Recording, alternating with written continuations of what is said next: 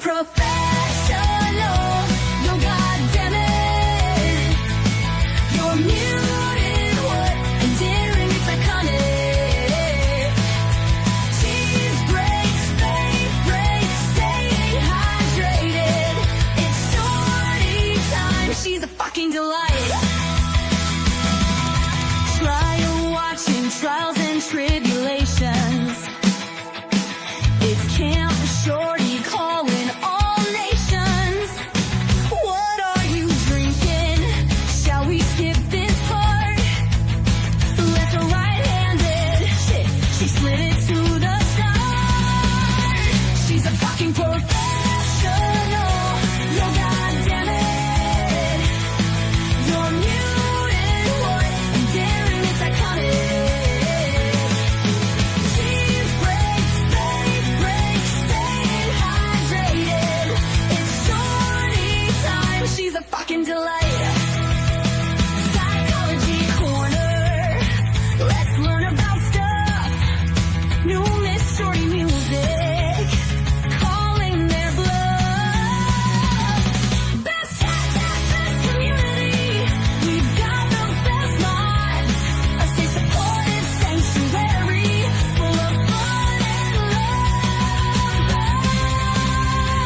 Rock out with your cats out. Curse all you want.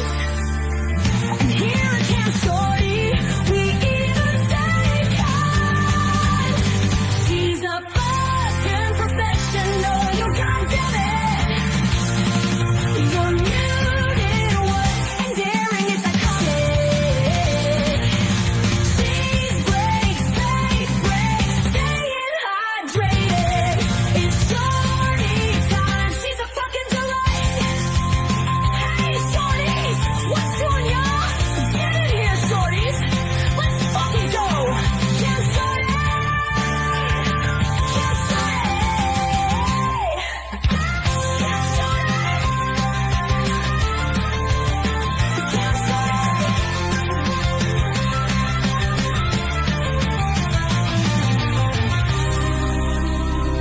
Camp Shorty.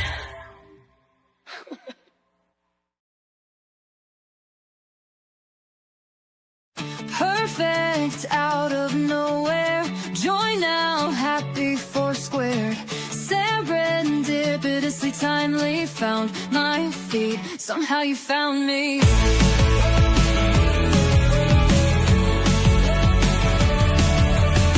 Elucidate the fire and brimstone. Refugee, this Game of Thrones. Rising up from utter carnage. Faith, hope, zero damage. Perfect out of nowhere. Join now, happy four squared.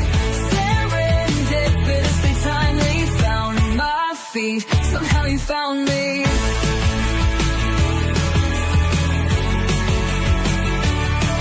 Magnetic, slow combustion, liberate me. No more us, them. Synergistic, deep connection, true serenity. Just let them. Perfect out of nowhere. Join now, happy four squared. Serendipitously timely found my feet. And then you found me. Days confused, gasping, reeling. Ravaged, slaughtered, big feelings. Whole new world smoldering, ashes, phoenix rising. Your love does us.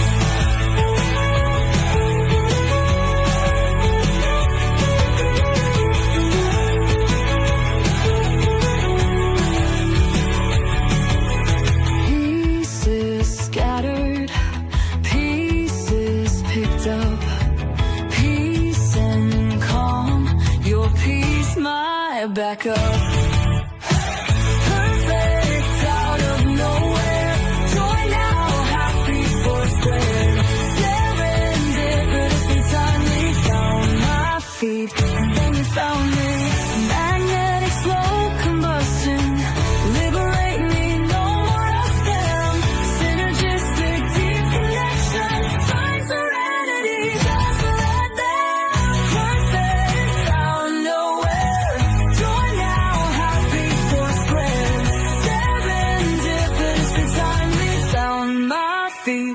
then you found me.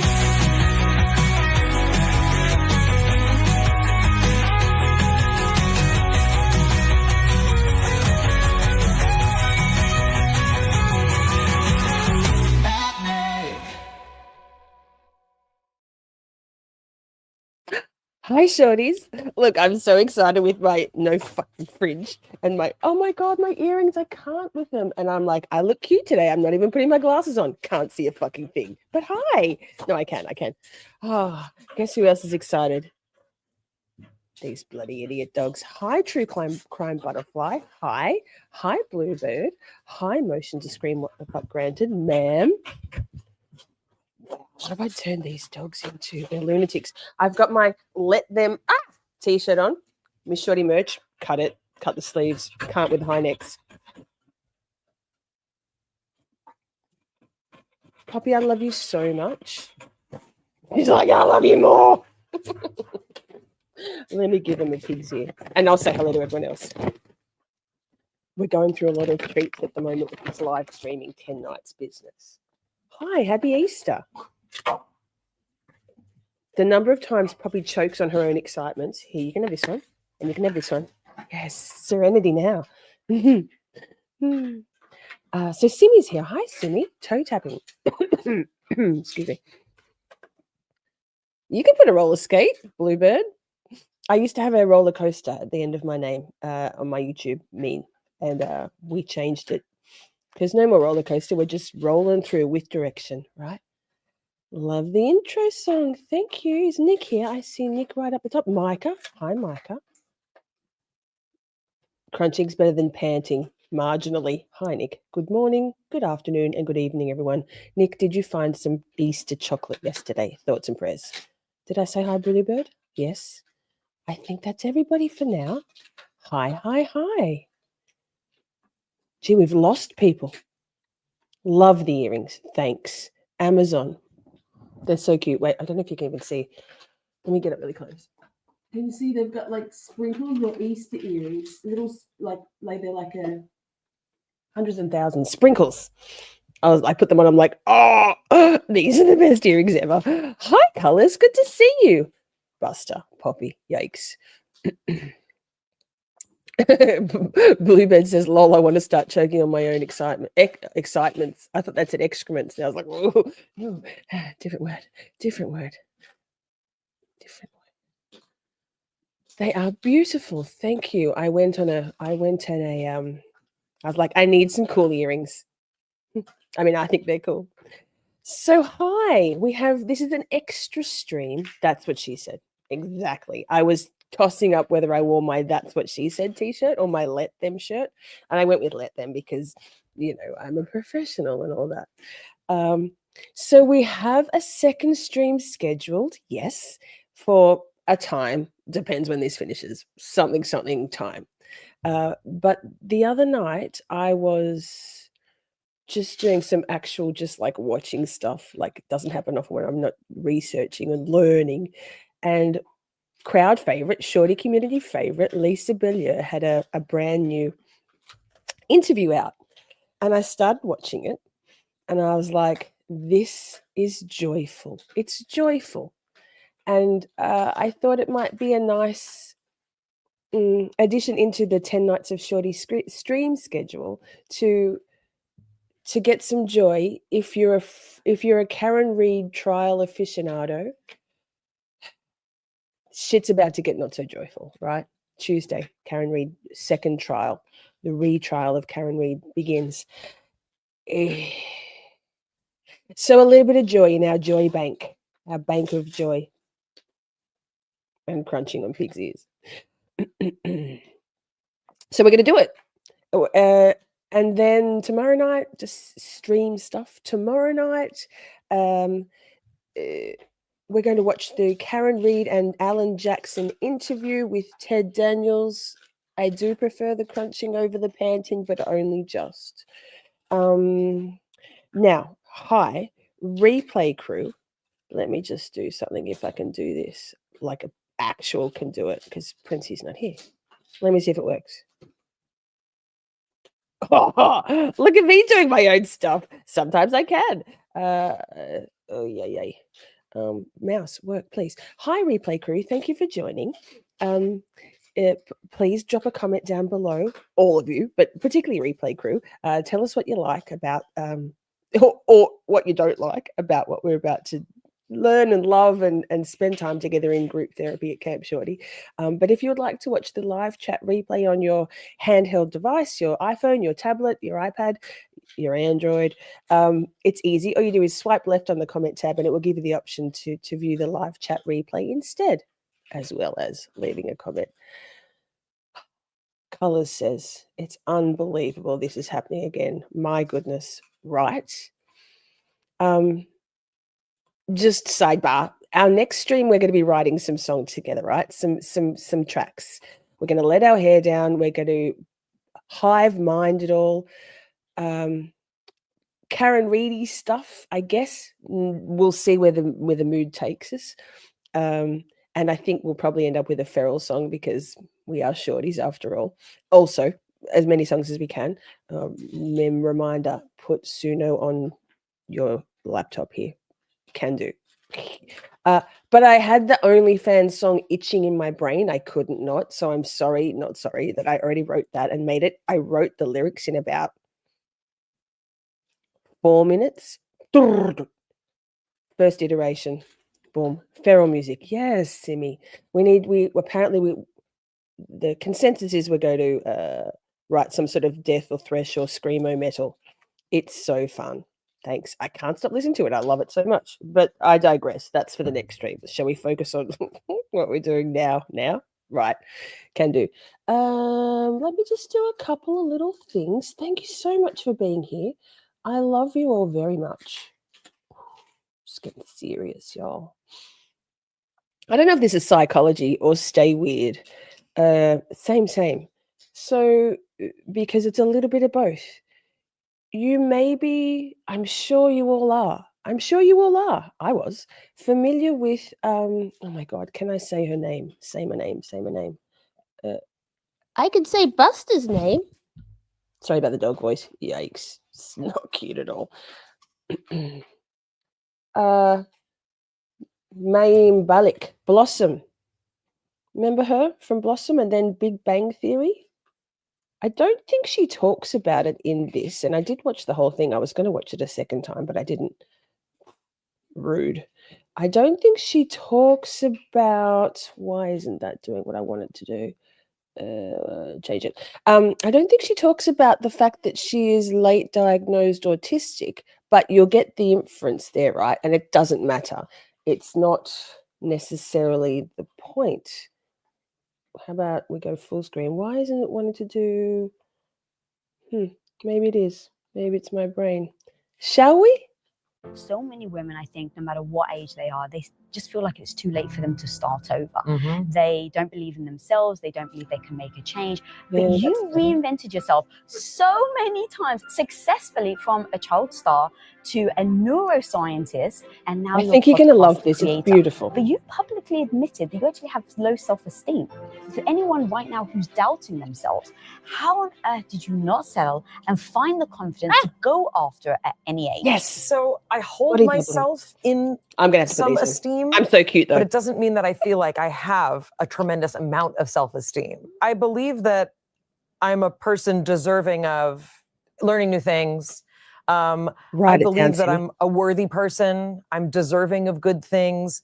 But it doesn't necessarily mean that I can self-generate the I'm amazing of it. So for me, and this is going to be different for everybody, for me, this is literally like a one day at a time process. And when I speak to women who have radical self-acceptance, I may as well be talking to somebody from another planet. You know, and like I have friends, in particular, I have one friend who's a comedian and an actress, and she's just like, if you don't like what I'm wearing to this audition, fuck you. You shouldn't hire me anyway. I love her already. Like, what is that like? You know, I go into an audition thinking, what should I wear? What do they want me to wear? Does it look right? Should I have stopped eating for the past 7 days so I'd be happier? You know, and unfortunately. Hi, Joe. No punishment unless that's what you want. Yikes. Something portals to Laurie, or would being portaled away from Laurie Valor Daybell be more of a punishment? Not sure. You let us know. Hi, Rach. Good to see you. Is that Blossom? Yes, Micah. It is Blossom, and then what's her name? I didn't ever watch the Big Bang Theory. I think I've watched 1, maybe 2 episodes, but she's the chick from Big Bang Theory also. Lisa Bilyeu has a very expressive face. We're not going to... Oh, Dillhole, hi. Oh, my gosh, it's been so long. Hello. Good to see you. Dillhole embraces the enthusiasm of it all, as you can see. Hey, Dillhole is all about that caps lock, and we are too here. So good to see you. So just also sidebar. Lisa has her very cool Wonder Woman necklace on. She's got her nice, subtle wristwatch on. Nick's favorite. Joe Schmo, tell us what you think about the jewelry here. I think we've already discussed this with Lisa. It's the way it's in my genes. It's in my programming. I'm always oriented towards other people. What you're talking about, yes. It's something I have to work on every day. I don't have this moment. That's why I've never written a book, how I figured it out, because I didn't figure it out. I get to keep figuring it out. And in some cases it is. It's putting one foot in front of the other. It's getting support. It's having a good therapist. It's talking through all of this. It's allowing myself to... Agreed, Nick. Nick says most people have... Wait, I think I boom a bit much in this mic. Sorry if I do. I just sidebar again. I just spent the last 2 hours watching the good stuff about neurodivergence live stream. I was clipping my 12 things clip. It was 38 minutes, for God's sake. And then I watched the rest of it, and I don't know where my point was there. But anyway, crippling self-doubt. I think Nick says most people have... Oh, that's right, microphone. I was a bit boomy. Sorry. Always tell me if I'm too loud. I'll pull it away or turn down the gain. Most people have self-doubt. It's a natural state of mind. People with zero self-doubt can be the most dangerous. Agreed. I think that people generally have some self-doubt. Yes, that's being human. I think you'll find it's a spectrum, though, that some people have, crippling self-doubt. So she articulates it quite well. Here we go. To fail and be imperfect. But I think the first step is trying to have a notion of who you are and who you'd like to be. And I think some of that is having a return to some of the childlike wonder that we had when we didn't believe there were limits. And I get to get really quiet. Yes. And see what it's like, the expression, you act as if, right? What if I didn't have all of these voices, right, that kept trying to come into my view? So pause. I'm going to say this was very thought-provoking for me. It goes from very thought-provoking for about the first half. It's only an hour interview. I'm sure we can make it 3. Thought-provoking and quite deep. And then it turns into such a joyous conversation. I really think you're going to love this one. I loved it. But it's all about me. But we're all thinking now, right? So she's saying how to build your confidence at any age. Take one day at a time. Yes, that's very good advice. Get support. Well, technically, I'd say, I don't have a support group. But then, yes, I do. You all. Our beautiful Discord community, the broader Shorty community. Couldn't do it without you. My mod squad, my beautiful friends who are my mods also, and my beautiful friends who are not mods. Colors is not a mod. She's not. So yeah, get support. Allow yourself to fail. Return to your childlike wonder. Get quiet. So spend some time being just with yourself. Act as if you didn't have any self-doubt. So this got me thinking on this one. Act as if you didn't have any self-doubt. I think YouTubing for me has helped believe in myself a lot. I did Streamlabs. Dillhole, you're funny. Before then, I was very hesitant. I had much trepidation about jumping off the cliff into the YouTube thing. I'm like, it's not going to be perfect. It's not going to be exactly what I envisioned. I didn't even have a laptop. Probably when Buster were here. I didn't know how to use StreamYard. I wasn't sure how I'd look on camera. But since then, I don't, there's not many things I don't think, yeah, fuck it, I'm going to do it. My whole life, I've been pretty stand on the edge of the cliff and take that leap. Because, you know, what if I fall? But darling, what if you saw? So let's keep listening. View. What if I were to be a different person in terms of my confidence? What would I do then? This is also kind of a cognitive behavioral therapy technique. It's one of the techniques of CBT. What is it like to think as if you are that person who has that confidence? What if I wasn't judging, you know, by all of the things that I've been told to judge by? And I think compare and despair is one of the, it's one of the killers of your identity, meaning that can prevent you from making any decision, even knowing what you want, if you're kind of constantly, you know, looking out. Mm-hmm. So is that then really then it gives you the framework into, okay, this type of person would do this, therefore I'm going to wake up and do that. Right. What are the things that I would do if I wasn't afraid? What are the actions that I would take if I didn't second guess myself? And what are the actions that would be involved? What happens if we start acting on them? And yeah, a lot of people do use also, you know, other techniques, meditation. I mean, even like a loving kindness meditation, which sends love to yourself, is trying to get your brain and your physiology in a state of, I'm worthy. I'm worthy of making a decision. I'm worthy of having more. I'm worthy of leaving this relationship. You know, I'm worthy of seeing who I actually want to be, no matter what age I am. I freaking love that. Yeah. Okay. Fighting against the external noise is already hard enough. Then fighting the internal noise of your own insecurities. Hey, girl. Can be the double whammy. Yeah. What were your insecurities, if you don't mind sharing? Then how did you work through them? In order Name one, and it was probably it. Well, I think, look, for some people, and I think I probably would be one of them, there's a bit of a Dill hole. Lisa Bilyeu is has a 1.4 million subscribers. She and her husband together are worth, what was it, chat? 4 million, 7 million. More? Was it billion? Like a lot of money. She and her husband, can't remember his name now. Tim, maybe, started Quest Nutrition. So I'm sure she will find you delightful, Dill hole, and you can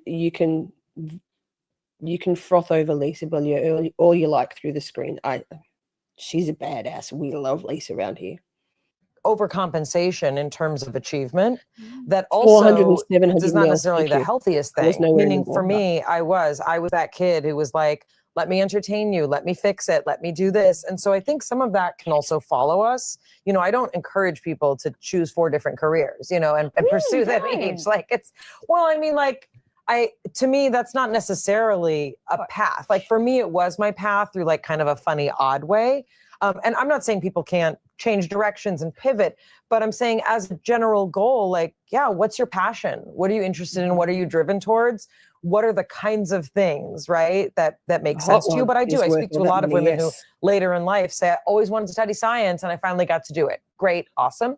But I think in terms of insecurities, you know, if you come from a home with alcoholism, if you come from a home with mental illness, if you come from a home with predictable unpredictability, you will adopt a lot of coping mechanisms, right? I grew up kind of thinking that there was a constant lens on me even before I started acting. And I think that's kind of funny. People assume like, oh, you're a child actor, that's why you're insecure. No, I was that way before I started acting, I promise. You just I didn't start on it to show. Right, I didn't start acting till like junior high. So, you know, I had a lifetime already, you know, of my own insecurity.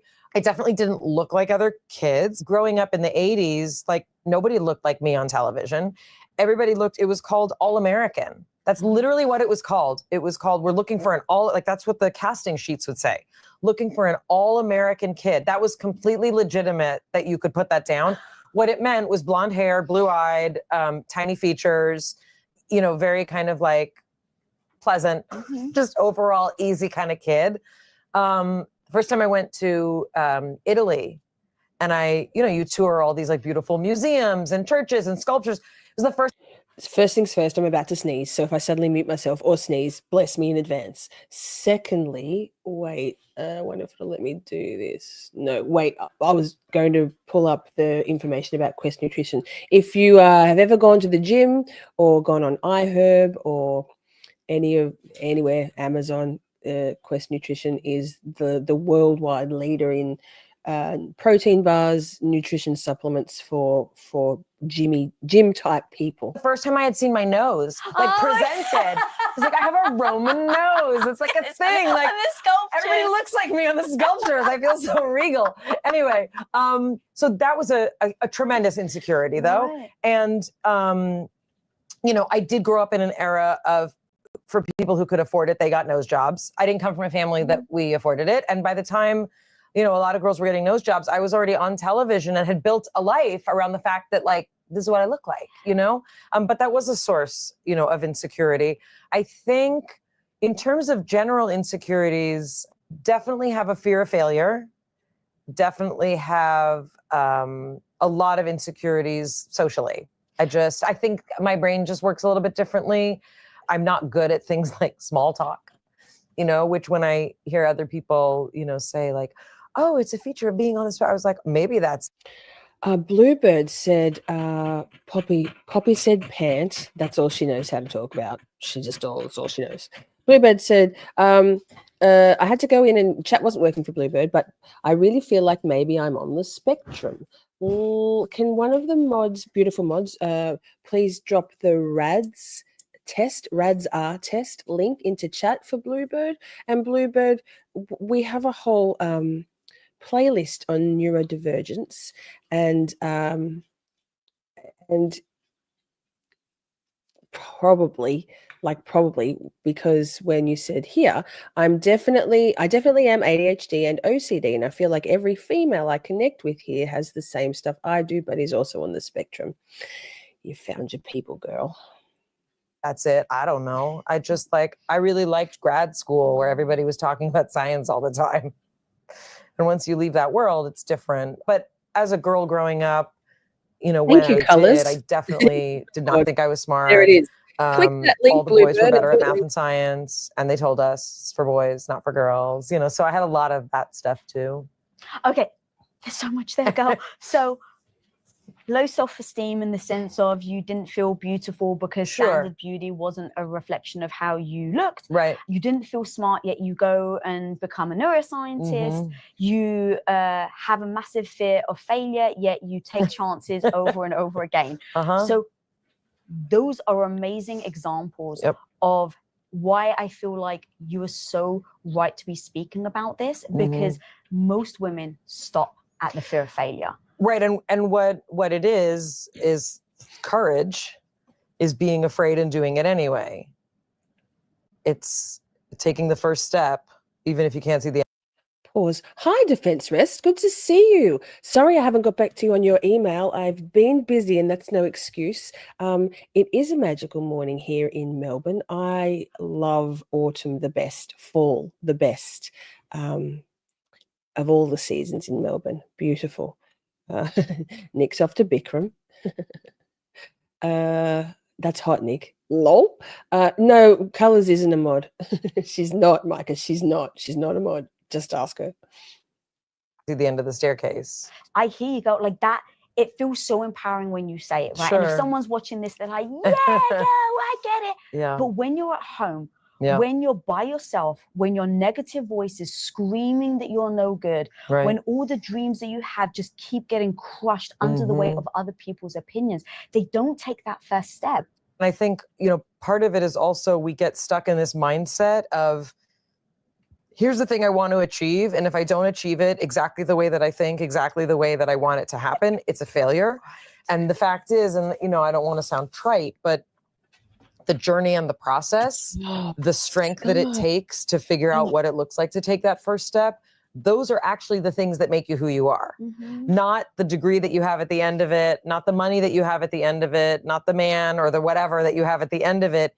It's the journey and the process that it took and the struggles and mostly the hardships that kind of form who you are.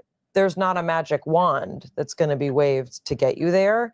And as I think you've, talked about so eloquently and made a career out of, like, that's the process that we have to go through that actually defines us. And so for you, when you look at the journey, is it the incremental steps that you take? Yeah, I think, I can't leave the notion of having faith out of the conversation. Yeah. And I don't just mean religious faith. I don't want people to be like, I don't want to hear about God. That's not necessarily. Pause. She has some amazing points. But Motion just scream, what the fuck, says the journey and the struggles. Love that, right? Like, it's tough wading through the quicksand of life, but so worth it. So worth it. And reminding oneself that, I mean, it's potentially toxic positivity, but honestly, it's the struggles in life that define us and that make us who we are at this point now. So do the good things, like life. We're who we are because of what we've lived through, good, bad, or indifferent. If you recall Evie Pomporis talking about how she believes that people who haven't faced any struggles in life are less prepared to cope with those struggles if and when they do happen eventually, because they haven't had that testing of their resiliency, like a muscle. The way you grow your muscles, your bodily muscles. Like, ask Nick. He's at Bikram right now, getting calm and hot and flexible. Calmer, hotter, and more flexible. Sorry, Nick. You go to the gym and you put stress on your muscles by lifting weights. Well, theoretically, if one went to the gym, and then that stress on those muscles makes them bigger and stronger, right? Same with life. I mean, it's exhausting to be always wading through the shit quicksand, but yeah. Necessarily what I mean, but the notion that you've survived 100% of everything that you've experienced, 100%. There is a notion that we have to believe that even if it's not clear to us, we are on a path. And it's a very, it's a very Western concept to say, like, I want to go from start to finish, right? I originally wanted to go to med school. I actually wanted to be a psychiatrist because at the time in the 90s, like, I wanted to learn about mental health. And that was the way that I thought you do it, right? You go to med school, you get the highest level of scientific education that you can get. I did not have the grades to go to med school. And that's no, thank you either, just Collins. Truth. And it didn't matter how much I studied. It didn't matter how many tutors, like, that wasn't going to be my path. And that kind of pivoting is what allows you not to drop out of school altogether and say, I'm stupid, but to say, that wasn't my path. Another path is mine. I've also heard God or the power greater than yourself has two answers, yes and not now, or not yet, right? And so also that's, for me, that has to be a component of these kind of things. Every step you take is faith. That is being afraid and doing it anyway. Thanks, Dill. Such a great answer. All right, guys, we'll be right back with Mayim Bialik. But just for a moment, I just want to ask you if this episode or any other Women of Impact episode has brought you value. Isn't she great, Princey? You wait. She only gets more kind of like joyous and inspiring, and I guess joyous and inspiring. But let me click through this because wait, yeah, that. Oh wait, went too far. Fuck. Story of my life. I just went a little bit too far. Back to the episode. So when you have done that, but then something happens that you don't expect and it brings you to your knees, how do you then get back up? One of the examples I've actually heard you say is you thought that success meant you were going to be married for the rest of your life, and you're going to have kids, and that was going to be your life. And then you find yourself getting a divorce. So a moment. Joe Schmo says, does anybody else have an inner voice that rebels against being defined by terms, phrases, labels, like I am who I am, I am who I am? Stop labeling me. I'll answer, but chat, you can also answer. I know that, hi Akasha, cooking. Did you lose your phone in the garden, in the yard? But then Joe also says, at the same time, knowing that identifying and defining our deficits help us overcome them. Yes, I don't even think deficits, because I just think knowing ourselves helps us better understand ourselves, and knowledge is power and empowerment, right? I know for me, in terms of my autisticness, I had a little bit of grief for a very short period of time when I had the realization that I was autistic, neurodivergent. I grieved the loss of my I perceived that I should grieve for the loss of my uniqueness, because suddenly I wasn't just, there's only one Lisa. Suddenly there's other people like me. But that grief didn't last very long at all for me, because finding my tribe and knowing that I wasn't alone, that I wasn't weird. Well, I am weird, but it wasn't a deficit. It wasn't a deficit. Like, it's not a deficit. I don't like the word deficit. It suggests shortfalls and something being wrong or lacking. There's nothing wrong or lacking in me except time management. And that's fine. It's part and parcel of my amazingness, my awesomeness. But good question. What do you think, chat? Moments like that where you've painted a picture of what, let's say, you really want in life, you work towards it, you do your mindset, you go through ups and downs, and then it actually doesn't turn out to be the way. I think some people feel like that's a shame on them. It's a break of their identity. Sure. What am I going to do now? What does my life look like? Talk to me about, if you don't mind, about you having painted the picture and then finding yourself being divorced. Yeah, divorce is a great example. Also because hi, good to see you. It includes such a variety of emotions that are the hardest and most painful. So shame, failure. Sorry, I don't know how to say her name. We'll call her Blossom. My time management is terrible. I'm lifelong afflicted with time blindness. It's a whole thing. It can be part and parcel of the neurodivergent umbrella. It's possibly the most problematic part of existing in society for me. Every minute of every day, I have to be thinking about the time, and even then, I'm like, where the fuck did the time go? Yeah. Color says, Joe, I don't like labels too much either, but also in communication, we have to have language to be able to discuss things. So it's a fine line. Agree. We both like words, Joe. Differences. Yes, Princey. Beautiful. Colors, well put. Yes. I think a label is when you go, oh, they're just autistic, or they're narcissistic, or they're a fuckwit, or, those kind of labels without any of the nuances are very much problematic. And I'm resistant to that. But having a type, a neurotype, is not problematic, in my opinion, because nobody's the same. No humans are the same. We're all different. But there are clusters of similarities, and neurotypes cluster us in different categories, right? I love categories. Once we understand what neurotype we fit into, or what personality type in the Myers-Briggs personality test, or anagrams or enneagrams, or any of those things, our human design. Nick's Mrs. Tickles is a human design specialist, expert, professional. So it helps us better understand ourselves. I think the problem is thinking about it as being simply a label and not, and that's very binary.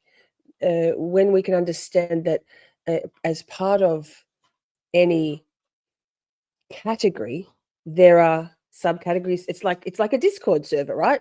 Discord server, Miss Shorty, Fight Club. Categories: neurotypical, neurodivergent, narcissistic, whatever. Poppy, crazy dog. And then in those categories, there will be, or draws in the Discord, there will be like all different little nuances. So if we think in binary terms, absolutely. Labels are shit. Nobody wants to be labeled. But if we understand the nuances behind those types and those categories, it's a bloody good thing, in my opinion. Failure, for me, cultural and religious expectations, like divorce is like the thing you don't get. You know what I mean? It's like the one thing that you don't do is get a divorce. Like it literally, you don't. Pause, Deal Hall, thank you very much. Had you seen me about an hour ago? Wait, what's the time? 2 hours ago. You wouldn't be zooming in. You would be zooming out. This is lighting and makeup and everybody's beautiful. There we go. Prince Lover. Dillhole, you are beautiful and loved. Yes. Don't do that. You can be in a bad marriage, an unhappy marriage. You just don't get divorced. Oh, no, they'd rather you be, no, just don't be divorced, right? So yeah, there's that kind of cultural expectation. And the loss of love is a tremendous... Sorry, ladies, with the conversation's great in our chat. Bluebird says, I've been dying to jump in on this conversation, but I was taking that test. I felt like I was going crazy because it didn't have a sometimes option. I scored 120, so I don't really know what that means. Now, Shelley, Pokemon, she's not here at the moment, I don't think. She's taken all the tests, and they're not. There's no absolutes. So Shelley took all of the tests very recently because she knew she'd been diagnosed as being ADHD. Excuse me. And then dawned on her that, oh my goodness, sorry, excuse me, yikes. Dawned on her that she probably was also autistic, ADHD. So she did all the tests.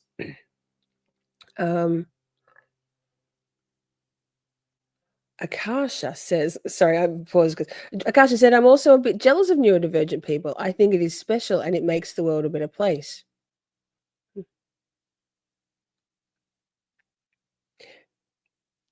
I mean, we think you're special. Oh my God, wait. Clear my throat properly because I'm disgusting.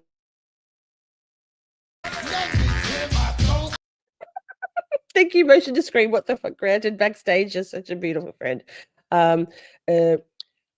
Because I'm no longer doing the whole diagnose thing. I'm just going to say, Akasha, you fit in very well with us. So is it like sort of yuck for me to say everyone's got a touch of the autism though, don't they? Everyone's a little bit on the spectrum.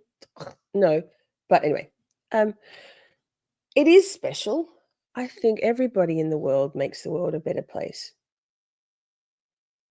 Loss or the loss of a life that you believed in, right? So it's like, so divorce encompasses, like it's the deepest grief, right? It's the deepest grief. One of the things that I was told is, this was a radical suggestion, smash all the images of what you thought your life would look like. Meaning, what if you had a paradigm shift in your own head where you were able to say all of those expectations, they simply don't need to apply to me right now because I'm getting a divorce, right? That's sort of like the reality of what is. And I think this is where a lot of women get stuck. It's where I see a lot of women not getting divorced when they want to, need to, and by all accounts maybe should, right? Is that notion of the fear of what happens. So she's talking about women, but I think this can apply, because she is a woman, I think this can apply to men also. And so I think everybody can relate to having that crushing feeling of having to decide whether to extricate themselves from a relationship, whether that's like practicable and possible or not.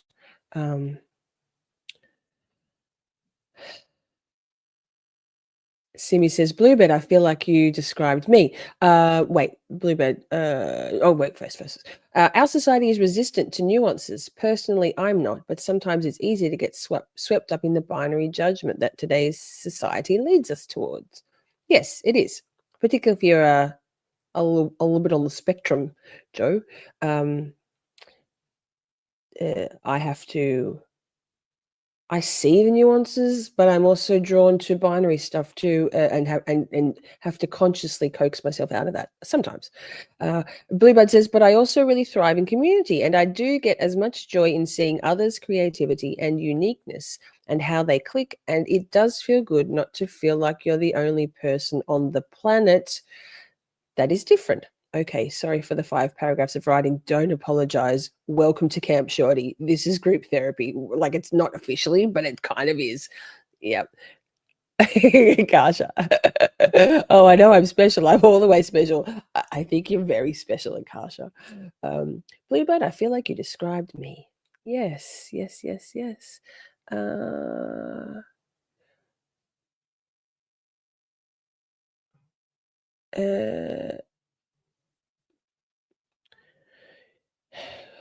Oh, sorry, my brain just glitched. Forget. Oh, that's what I'm YouTubing. I'm streaming. I better read the comments. Hey, when I dropped my phone charger in that good stuff about neurodivergence, this power bank, and I was showing you, and it slipped out, and I didn't realize what the fuck. I don't know why I didn't hear it, but you did the record scratch, and that was so funny. I was laughing at my own live stream. I was having the best time watching it. It was so good. If you haven't watched it, please do. It's such a beautiful episode. We really had a good time with the good stuff. Colors says, wait. No, Brit says, do you, Bluebird, do you feel, although you are masking in social situations? Color says, Joe, I think societies have always been that way. It's human nature. We like to pick a side, right? Whether that's in groups of people, in teams, in religion, in war, same thing, in thought processes, right? Dillhole says, I'm losing my job after 26 years of fixing high-end cars. It's just me and my boss left. I'm going down with the ship. Sad, but it is what it is. One of our shorties very recently just lost her job after 27 years. Same sort of thing. Devastating. The betrayal, Dillhole. I'm so sorry. That's really tough. Akasha says, because we all go into marriage believing this is our forever person. Yeah, the fucking Disney myth, right? Happily ever after. It rarely exists. I know it does exist, but it's the exception to the rule. And it's devastating to realize that you were wrong, that you were duped. Society and Disney sold us a fucking dud one, a lemon. Well, Bluebird, you can come and hang with us anytime. Have a good cry. Have a good cry. I cry all the time. I'm probably going to start crying now, actually. Yikes. Princey says, Bluebird, you have found your tribe. I am crying. Shit. Almost every live. God damn it. That's what makes this community special. Chat Is Bae. I'm crying now. Fuck. Shh. Crying gum. If you watch Jay, Shaming of Jay, you'll know. Crying gum. I need the crying gum. Oh my goodness. I love you all so much. Glad you are here. Hugs, Bluebird. Yes. Goddamn Disney, right? Bluebird said in response to Brit, I think so to a certain degree. I definitely do know how to act. I'm both an extrovert and an introvert. Seriously random feels like the best way to describe me in totality. Dillhole says, look, you've dropped your all caps. You're getting all vulnerable with us, Dillhole. You all are making me cry, and I'm a big, tough dude. Then we have that effect, man. This is a really special corner of YouTube. I'm not like it's just happened that way. I'm so proud of our community. So I'm so happy to have some newish faces. I mean, I've seen you all around on the YouTube streets, but it's lovely to have people come in. No animals show up to help me with my chores or mending either. It's fucking bullshit, right? Like, where's the adult? Oh, damn it. All right, let's get back. She's talking about the Disney myth. When you make all those decisions, process all those emotions, we don't want to shatter the images of what we thought our life should be because we were programmed to have them. And I don't mean to like get all like metaphysical, but if you take like a 30,000 foot view, like we are all organisms on a planet that is spinning around at rapid speed, right? And this thing between our ears is a massive it's a computer. It's a computing machine. And we've constructed a lot of things because of these brains. We've constructed religion and we've constructed culture and we've tried to understand things, like we build buildings, we drive cars. But all of these notions of like, no one should get divorced, those are completely formulated based on the thing between our two ears that's processing a culture, you know. But we're individual human beings with an individual genetic code that's like churning out proteins all the time. And we're just trying to survive in a universe as an organism. So when you sort of like take that view. That's a really good point, right? Joe Schmo, wait, pause. Joe Schmo says, I was duped by Disney twice and I want my money back, right?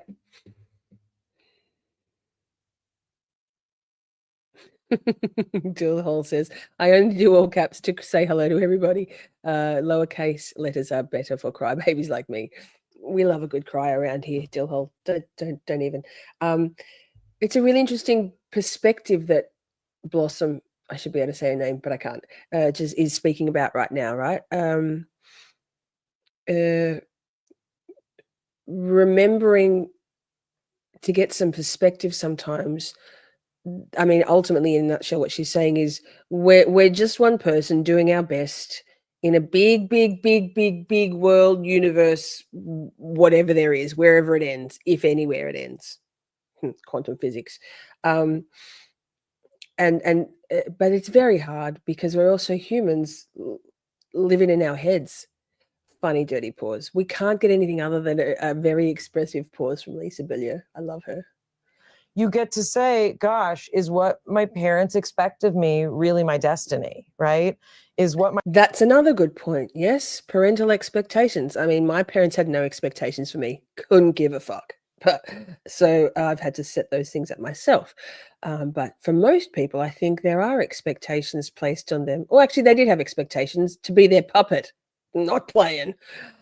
Colors says fairy tales actually have a metaphysical purpose through time, but not what Disney made them. That's why I read my kids the originals. Yes, Disney homogenized it all and sold really the American dream to the world.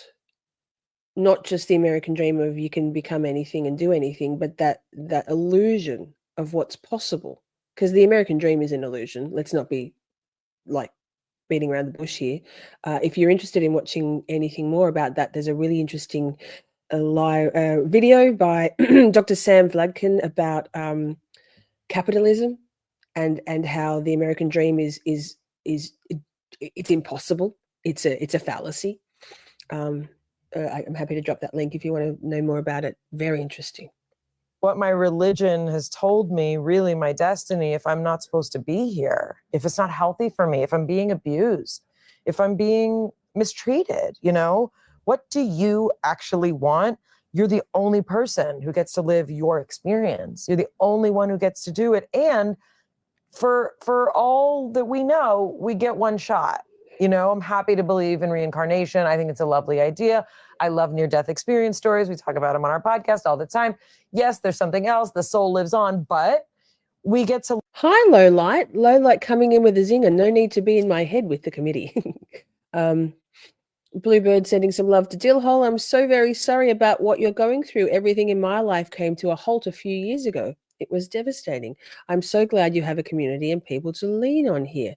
Well, Dillhole is a distant friend and hasn't been around this particular corner of YouTube for a little while, but I think you came in on the right one, Dillhole. Like, it's happened. So good to have you here. Everyone's saying hi to Lowlight. I feel like people underestimate how powerful just the ability to dream is. Even if the dream doesn't ever come true, the process is more rewarding than the outcome. Has she said that yet, or is she about to? Because she does. I think. To live practically on this planet for a very specific period of time. And that relationship with something bigger than ourselves that helps us see, like, you can step out of this. That is why we constructed religion. Keep talking. To try and tap into that strength to be transformed. There's so much I love there. The zooming out, I think I can really get in my emotions. Yeah. And I can really believe my emotions are facts. And so, sure. But it's never served me. Right. You and Simi both. The best way to think about this is, have you ever been really angry, really, really angry and you said horrible things that you didn't mean. And maybe you believed once about your partner, but you made it all the time. You always, you know, like you said things. And when you think about that mental state, you believe it so deeply. It feels so true. Your feelings feel like facts. But I think we've all had the experience that sometimes you like go to sleep on it and then you wake up the next day. It's like, what did I do? What did I blow up? Right. And that doesn't mean that the feelings that you had are not true. Right. They're absolutely true for that moment, for the neurochemistry that's flowing through your body and your brain. But when you think about what kind of person you are, who you are, what relationships you want to have and how you want to interact, we don't make decisions from that place. We can't make decisions from that place. So that's why after you get a divorce, right, it's best not to start dating right away because you're in a very different emotional state, right? The things that feel true, the desperation you feel that I'll never find someone, or the fear of leaving a job because I'll never find another job, right? That's an emotional state. And just like you wouldn't base your entire life on making decisions when you're so angry that you say those horrible things, we make life decisions like that all. Pause. Hi, Brooklyn. Brooklyn asks, what religion is she talking about or just in general? I think she's talking about in general. I believe she's Jewish, but that's totally speculation on my behalf. She just before Blossom mentioned religion or whatever higher power you believe in. So I don't consider myself a religious person, but I believe in the universe, which to me, God and the universe are one and the same, just minus the organized religion part of it. So these are all relevant. I just posted the link to the, what's the song called? The title song, the video, the Dr. Sam Vadkin, the title of that half an hour piece, it's so thought-provoking, is "The Rich Have You Brainwashed. Capitalism is a zero-sum game. They win, you lose." Really interesting if you want to delve a little deeper into the whole American dream capitalism thing. All the time that need time and space to breathe. It's what the word process means. And a lot of people are like, what's processing emotions? It's letting things settle, understanding that you're always going to be on a roller coaster of ups and downs of emotions. That's just being human. Mm-hmm. And if you're a woman, even more so. And if you're either premenopausal, perimenopausal, or menopausal, it's like, name a time in your life. Like maybe when you're 6 years old, things are kind of okay. Before you've gone into puberty. Correct. No one remembers. When you're indistinguishable chemically from boys, everything's fine. And then the hormones start. That's amazing. That's so true, though, in the analogy of like, well, you wouldn't make a decision when you're angry. We all kind of know that, but yet we still do in the moments of being despair, feeling wounded. Correct. Oh my God, that's so true. And one of the things I like to kind of the analogy that really hits me when I talk about like the soberness of your emotions really is like, have you drunk alcohol before? Sure. Okay. Have you ever been drunk, very drunk? No, I've never been very drunk, I'm proud to say. Okay, well, I have. So I'll just give you an example. Oh, I've seen it happen a lot. I'll tell you some stories. Great. You have like one shot, you have two shots, you feel a bit giggly. After like 3 or 4 shots, I'm dancing on the table. Right. So this is a really good analogy. Lisa brings it home with a really good, another dirty pause, a really good analogy for acting when you're out of your ordinary sober mind, and not just sober in terms of, chemical intoxication, but, rage or shame or anger or frustration can get you out of your mind, right? So that.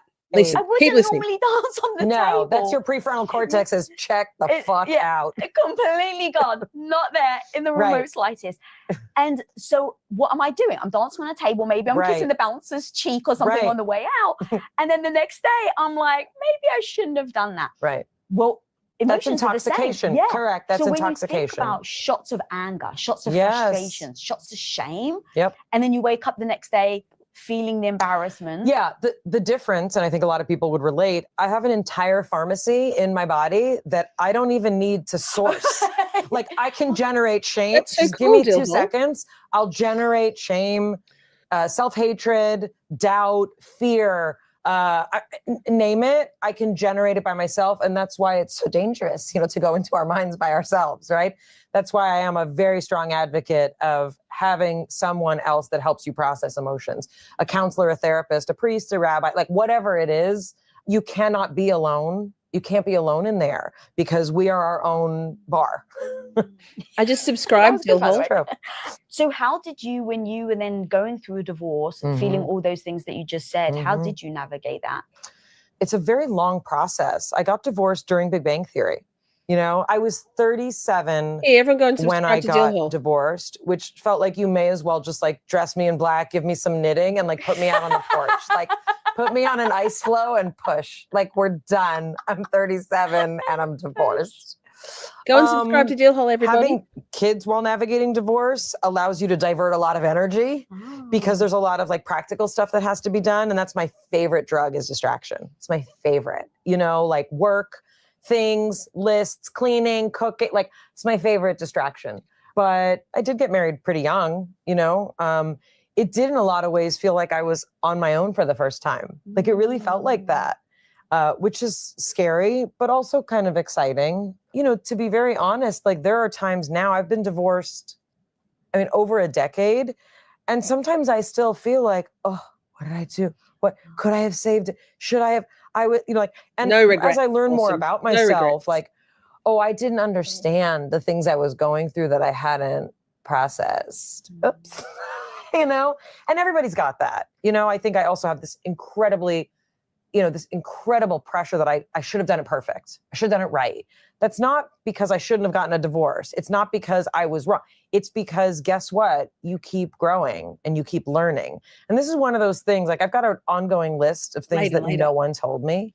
One of them is that I thought you got to a certain point and then you were just that person as an adult. And you just went around the world. Right. You had friends, you went to dinner, you went for vacation. That was it. You were just a grown-up. But it's just, we're all kind of kids. We're all the wounds. Let me check. Let me see what religion she is. I'll play and I'll check. I just assumed she was Jewish because of what she looks like, to be honest. We'll see. For all the fear, we're all the things that our parents programmed us with, that they were programmed with. Like we grow, but yeah, you're going to be 40, you're going to be 50, you're going to be 60, and apparently 70 and 80, and still learning like, oh, I didn't know I like this because he told me I didn't, or we didn't do that, or that's not how my brain works, right? Apparently it just freaking keeps going. The funny thing is, I feel that that's really empowering that you're still able to learn yourself, you're still able to grow, you're still able to understand things. Yes, but many times in my life, I'm like, oh, she is Jewish. Share this tab instead. What religion is, I just typed in what religion is Mayim Bialik.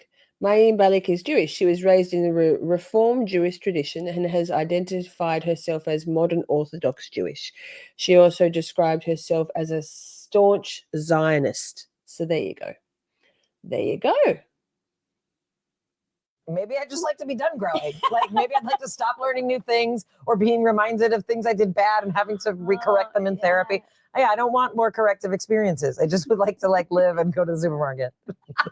And that's it. That's right. Just be done. Yeah. Coming up. The notion that you can be vulnerable enough we cuss here a lot to be loved. It's sidebar.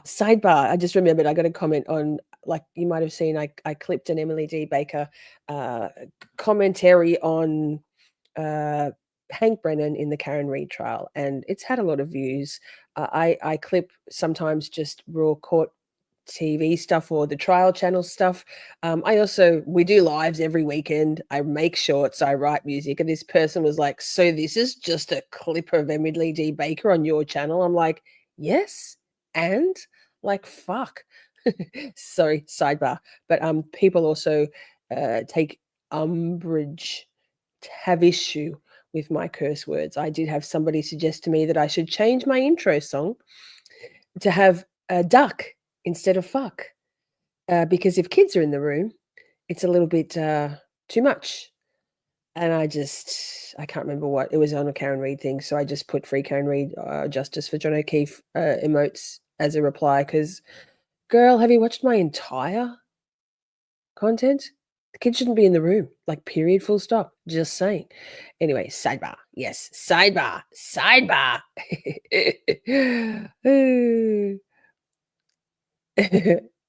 And yeah, curse words. Fuck is like my favorite cuss word. Yes, yes. I have a few. This show is not kid friendly, right? The content we speak about is adult in not, well, I mean, it does get sort of not X-rated, but it does get a little blue sometimes. But more to the point, the concept we talk about it, kids wouldn't give a fuck about this. It's not interesting to kids. It's not interesting to 20-year-olds. I don't think. I don't know why. I should be universal. It's an aspect of growth that is really, it's divine. I want to talk directly to the badass content creators watching right freaking now. Me! When you pour time and love and energy into the content, you're also, it's goes into person apps. Trust me, for apps, don't you obviously still fairly young feeling, you're gonna love it. All right, now back to the episode. So you're getting divorced. You never thought that you were going to. You find yourself obviously still fairly young, but I'm sure at the time, at the time when like in your late 30s, you're like, but I'm in my late 30s. Yeah, I'm like, 1 foot in the grave. Yeah. Oh, you definitely think you got 1 foot in. Like, honestly, if you don't want to have the swears and the profanity, I mean, Melanie Little provides a swears-free space. That's her shtick. That's her thing. That's her one of her points of difference. It's not mine. Like, I swear in my daily life, and I swear here. It's like, and that's why I have the swears in my intro, to let people know it's a marker to say this is what you're coming into. If you hear the swears in the intro song, you're gonna hear the swears in the show, right? But it's also why I have a special intro song for when we have guests. Nothing more embarrassing than having Joe Tacopina sitting backstage, yes, A$AP Rocky's attorney, ready for an interview, and realizing your intro song says cunt. Yikes. I'm like, oh, fuck. But there is that moment of, oh my God, is it too late for me? Yeah. And so a lot of my community and audience, because of that, they end up just staying stuck, and they just accept that their life is what their life is, and they don't then make the effort to make any change. Yeah. How have you been able to evolve and not get stuck in the idea that it's too late for you? You know, what I was told is the pain of staying stuck will be less. Pausing again to say, I'm glad that, I mean, honestly, everybody swears. Come on now. Almost everybody swears. Melanie Little 100% swears in her real world life.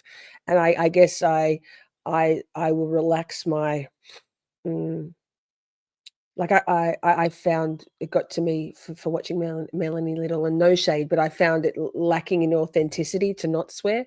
So if she's starting to put some of the F-bombs or whatever in because of Hank Brennan or whatever for whatever reason, perhaps she's just relaxing into it a little. Maybe she realizes that it's not sustainable to not ever swear, and it's not realistic either, I don't think, for most people. She said bullshit today? Well, shit. Good on her. Go Melanie. Go Melanie. Proud of her. Go girl. Go girl. I used to watch a lot of Melanie Little, but it just my viewing habits have changed, as many people's do. Not yours though. Then stay here. Never leave. That's waiting for you.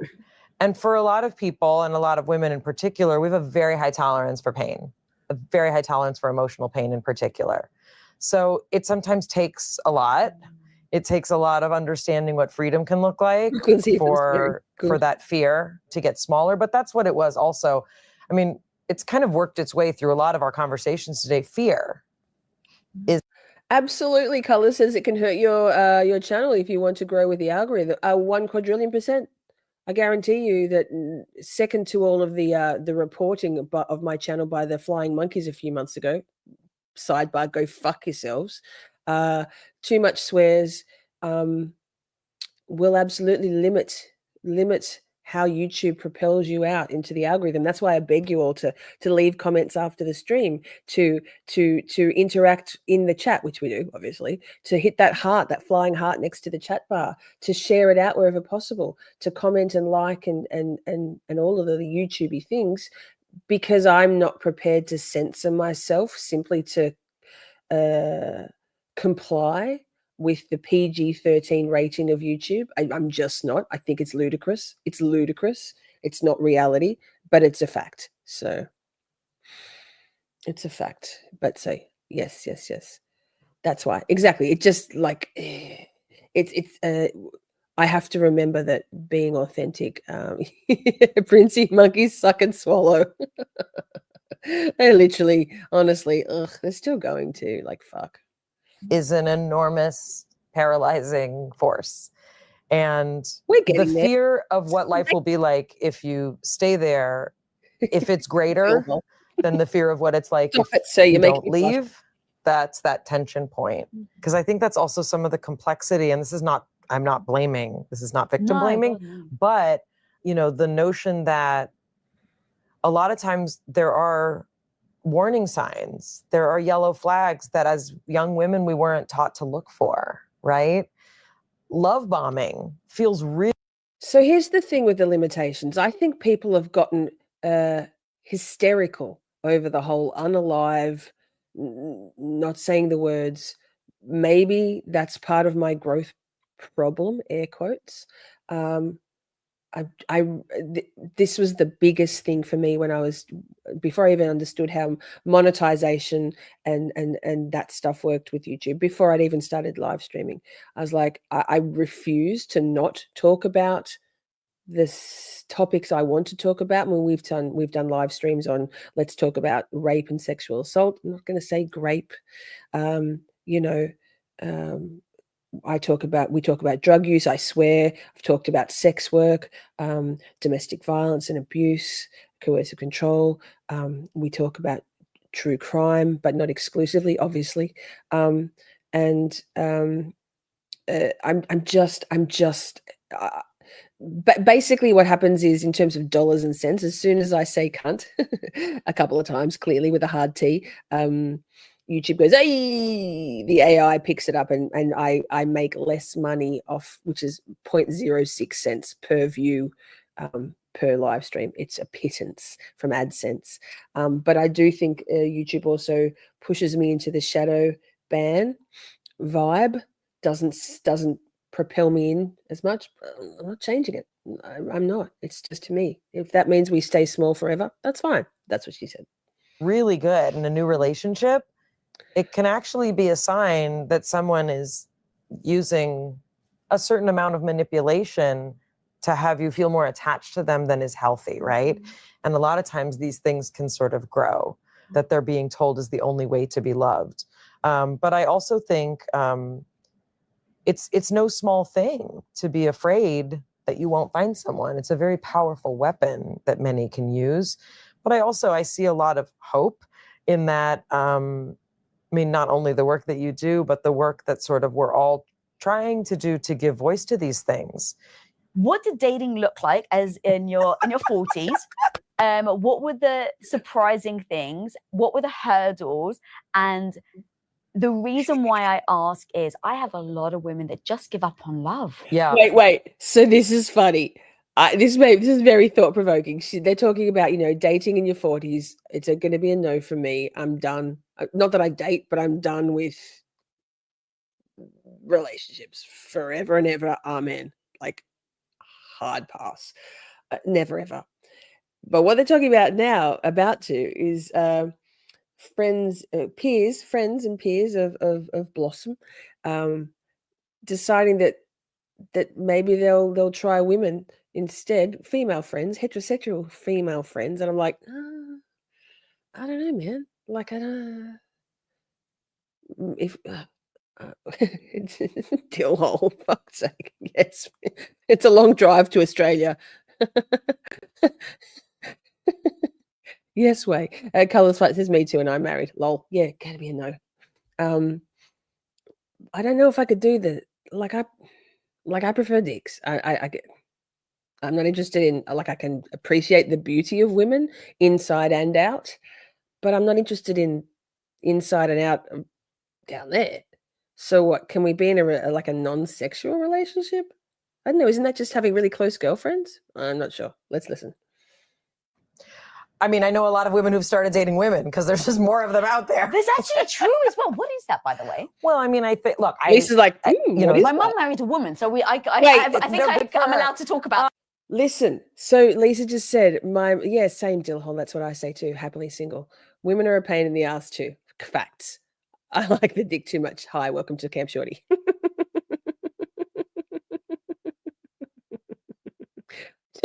Princey. You must be new here. Wait, no, you're not. Look, Lisa's mum. That's her mum and her wife. Oh, I love Lisa even more. And her mum, like hardline Greek. We've heard the stories Lisa's told about her parents in her childhood and her upbringing as being a very strict Greek upbringing, same as Evie Pampouras. I love this. As if they're not all neurodivergent, right, Princey? About this.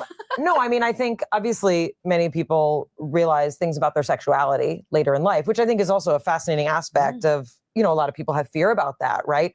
What does that mean and what will people think? But that aside, I've spoken to many straight friends.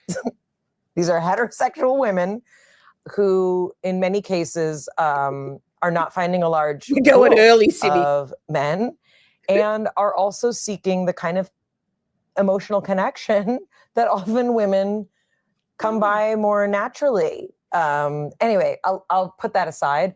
So for me, dating, because pausing again to say, at this point, I thought, so the inference here is that Blossom has gone gay. She's crossed over to the other side. Spoiler alert. No, interesting. As I was a public person, was extra like complicated and strange. Just like it was weird. Like, how do you do it? It's weird. Can't just go on like a normal dating app. Well, I went on, and this was years ago. Dating apps were still kind of like just starting as a thing. Dating apps. I went on a dating app. Revolting. And I didn't use my name because that seemed stupid, but I used some pictures of myself that had not been like actively published. I didn't like use like, oh, here's my photo shoot from whatever. My headshot. Here's me as Amy Farrah Fowler. No, I used nice pictures of me. And I experienced what a lot of women experience on dating apps. It was horrible. It was really horrible. I think I was also very naive. You know, I hadn't dated since there were no cell phones. Do you know what I mean? Like, I literally, the last time I dated, I was 20 years old. It doesn't matter what age you are. Dating apps are just a fuck fest request. Like, I'm not interested. Whatever. Like any chick, like anyone can get a root, right? That's an Australian term. I think any man could get a root, really. More so any woman. Mostly any woman. Guys just like that shit. When you're looking for more, it's not the place. Dating apps are not the place. It was like the mid 90s. I met my ex-husband at college. We used to leave notes on public bulletin boards so that we'd know where and when to meet up on campus. It would be like, check the bulletin board outside the chemistry building and it'll tell you where I am. Like, that was what dating was like, right? So I think like a lot of people just apparently wanted to have sex, you know, which like, that wasn't what I was interested in. I was like, that wasn't my dating experience that I was interested in. I didn't want to just like hook up with someone. That wasn't my thing. There were a lot of emojis. I didn't know what they meant. I actually heard one of your videos recently. You're like, learn the emojis. Learn the emojis. People learn what the unicorn means. What do you mean? You don't want to go for dinner with an eggplant? Yeah, no, just don't. You may be a third. You may think that you're a second, but you're a third. Yikes. Anyway, so learn the emojis. And also, I think that for my personality as someone who isn't comfortable like in bars, in normal social settings, that was a real challenge for me. I'm used to literally like hanging out in grad school or being in my house. And I also had a 4 and a 7-year-old. So like, you're also like dating in between childcare. Like, it was not very successful. What's funny is that my partner and pausing intentionally. I wasn't going to, but Bluebird's got a question here. I'll get to that in a sec. Color says, I was in a poly relationship once and the guy's girlfriend became obsessed with me and started dressing like a boy. I am not into girls. I said, what's up with Kylie? He's like, I'm like, yeah, bye, miss me. You can have a relationship with someone and not cohabitate with them. Absolutely. And then Bluebird asks, wait, what's a unicorn? I have a feeling based on the inference there. I think maybe a unicorn emoji means we're looking for that elusive third person to come into our already established thing. That's the inference I got. So Colin says she changed her name to Kurt on Facebook. She is on the spectrum. Yes, she is. Yes, she is. And I were, we knew each other when we were each married to other people. We met through our kids, and it's a sweet story that we've told. I mean, it's only sweet if we stay together, which at this point we're together. I think we lost touch. Like, I'm pretty sure that she doesn't talk about it in this interview, but I'm pretty sure it's a common thing on the interwebs that blossom. Mayim Bialik is autistic, is neurodivergent. Like, he had moved back to Canada. We had lost touch. I didn't even know he was divorced. Like, it was just like, it had been a long time. It had been like 6 years since we had spoken. And I had vocal cord surgery. And what happens when you have vocal cord surgery is you can't speak. You're literally on vocal rest. For how long? I was on vocal rest for the better part of 3 months. What? And I had children, and I had a whiteboard, and I would angrily write, like, you better take your clothes upstairs, writing real fast.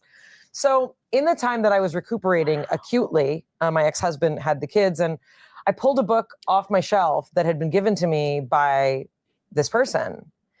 And I was like, I have time. I might as well finally read this book. It had been like 10 years since he had told me to get this book. I had never read it. The book was about somatic experiencing. It was about somatic therapy. And I reached out to him, and the story goes that when he received my email, he fell off his stool because he had been working for a company and he needed to speak to a neuroscientist, and he had been planning on reaching out to me, and we hadn't spoken in like 6 years. Wow. So we ended up kind of reconnecting, and we ended up starting this podcast. You know, we kind of like gave birth to a relationship as adults and a podcast. So it's kind of our baby. And all the insecurities I had. Colors, you turned a woman into a man just by your powers of your enticement. Is that because you're a spy? I think probably yes. Still were with me. And even more, because then you have like a body that's older. You have a face that's older. Like, everything's different. You're not a spring chicken. Very different expectations also for a relationship when you're in your 40s or, you know, not in your 20s. No relationship. When you meet someone and they're like in their 20s, you get to grow together. You get to program each other together. You get to be like, we like Chinese food, or these are the plates that we eat on. When you're dating as a grown-up, you're meeting another grown-up who's had a whole other way to be programmed by their own life, their decisions, and you've got your own way. It's very, very interesting. And so the standards are different. They may not eat the food you want. They may not communicate the way you'd like both of you to communicate. So it's still a process of really growing and adjustment. You know, and it's also like combining Tupperware with stainless steel in our relationship. And, you know, he convinced me to get rid of the Tupperware. We only use stainless steel. It's better. It's a great analogy. Yes. Or is it actually real? It's also real. I was like, that's amazing. It's literal and figurative. But that is one of the really, you know, scary things about being an older person trying to date. It can be really, really terrifying. And you kind of have to, again, smash the images of what you thought your life would be.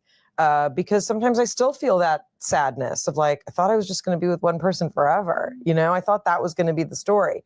Now it's a little bit of a different story. And yeah, it's a very different sense of independence.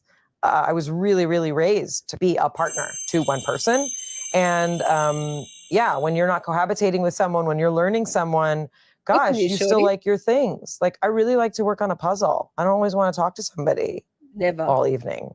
Just want to work on a puzzle and watch Family Feud, you know? So yeah, it's a lot of balance. So what allowed you to be open to another relationship? Candy. She's got her funny cunt tee. A hit on the... So Candy has one of the Miss Shorty merch tees that says funny cunt, lol. And also a mug en route. Bastards stole her last mug that was her. Candy. Britt, by the way, you still need to choose your mug. for her funny cut mug. So it's just been reordered and sent out to you. I'm so sorry about that, Candy.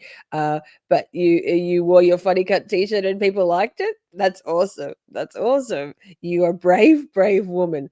But not surprising at all. I love you so much. And thank you for repping Shorty merch. Let me just scroll on down through here. I'll take any motherfucker's money if he giving it away. Shit. And Candy, you're in the draw for next weekend or next Saturday night's merch draw. Thoughts and prayers. Hope you get one so you can order something else, some Miss Shorty, Saint Miss Shorty merch. Relationship, because there are buckets of women, I would say, that I've met where women immediately, they so are scared of being alone that they go from relationship to relationship to relationship. There's another group of women that just swear off love for the rest of their lives. That makes me sad. No, dude, it makes me so sad. It makes me I'm sad because I do believe that love is that ultimate portal towards understanding ourselves. And I really, I hear these things and I see them in inspirational cards when I'm at the supermarket. That's not where I'm coming from with it, but it's not unscientific to understand that the emotion of love, awesome. The things that you feel in your body, when you tune into what it feels like, not just to have sex, but think of the best time of being held you've ever had. Just being held, like not even sexually. You can have all your clothes on, right? That feeling of safety, the feelings that generates, the chemicals that generates, that's what yogis are tapping into. That's what. I'm going to pause for a moment.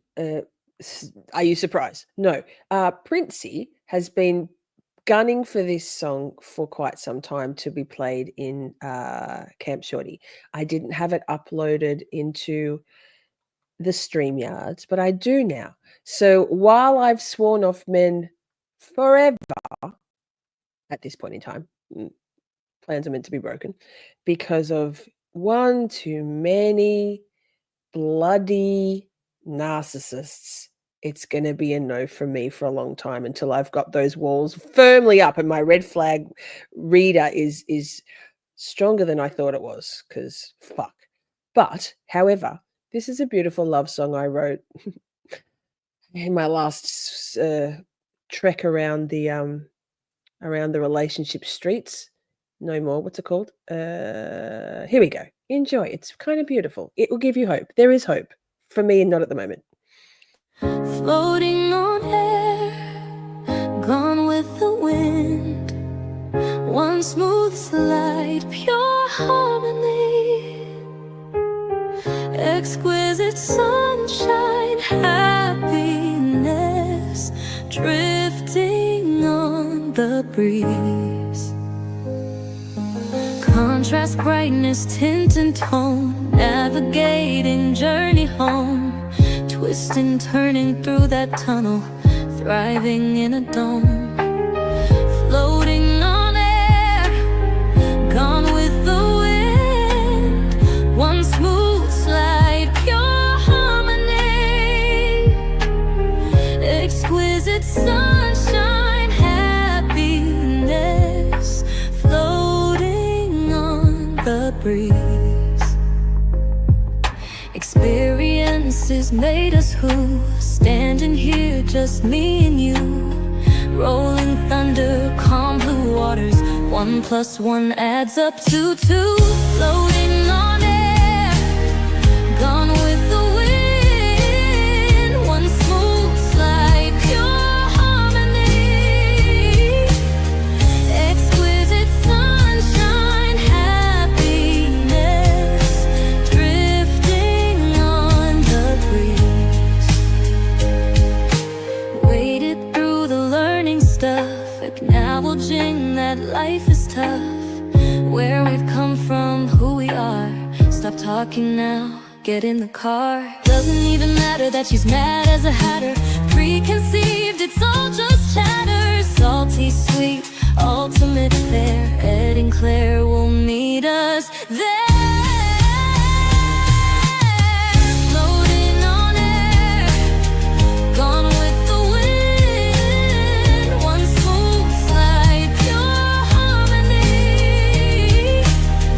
Exquisite sunshine, happiness,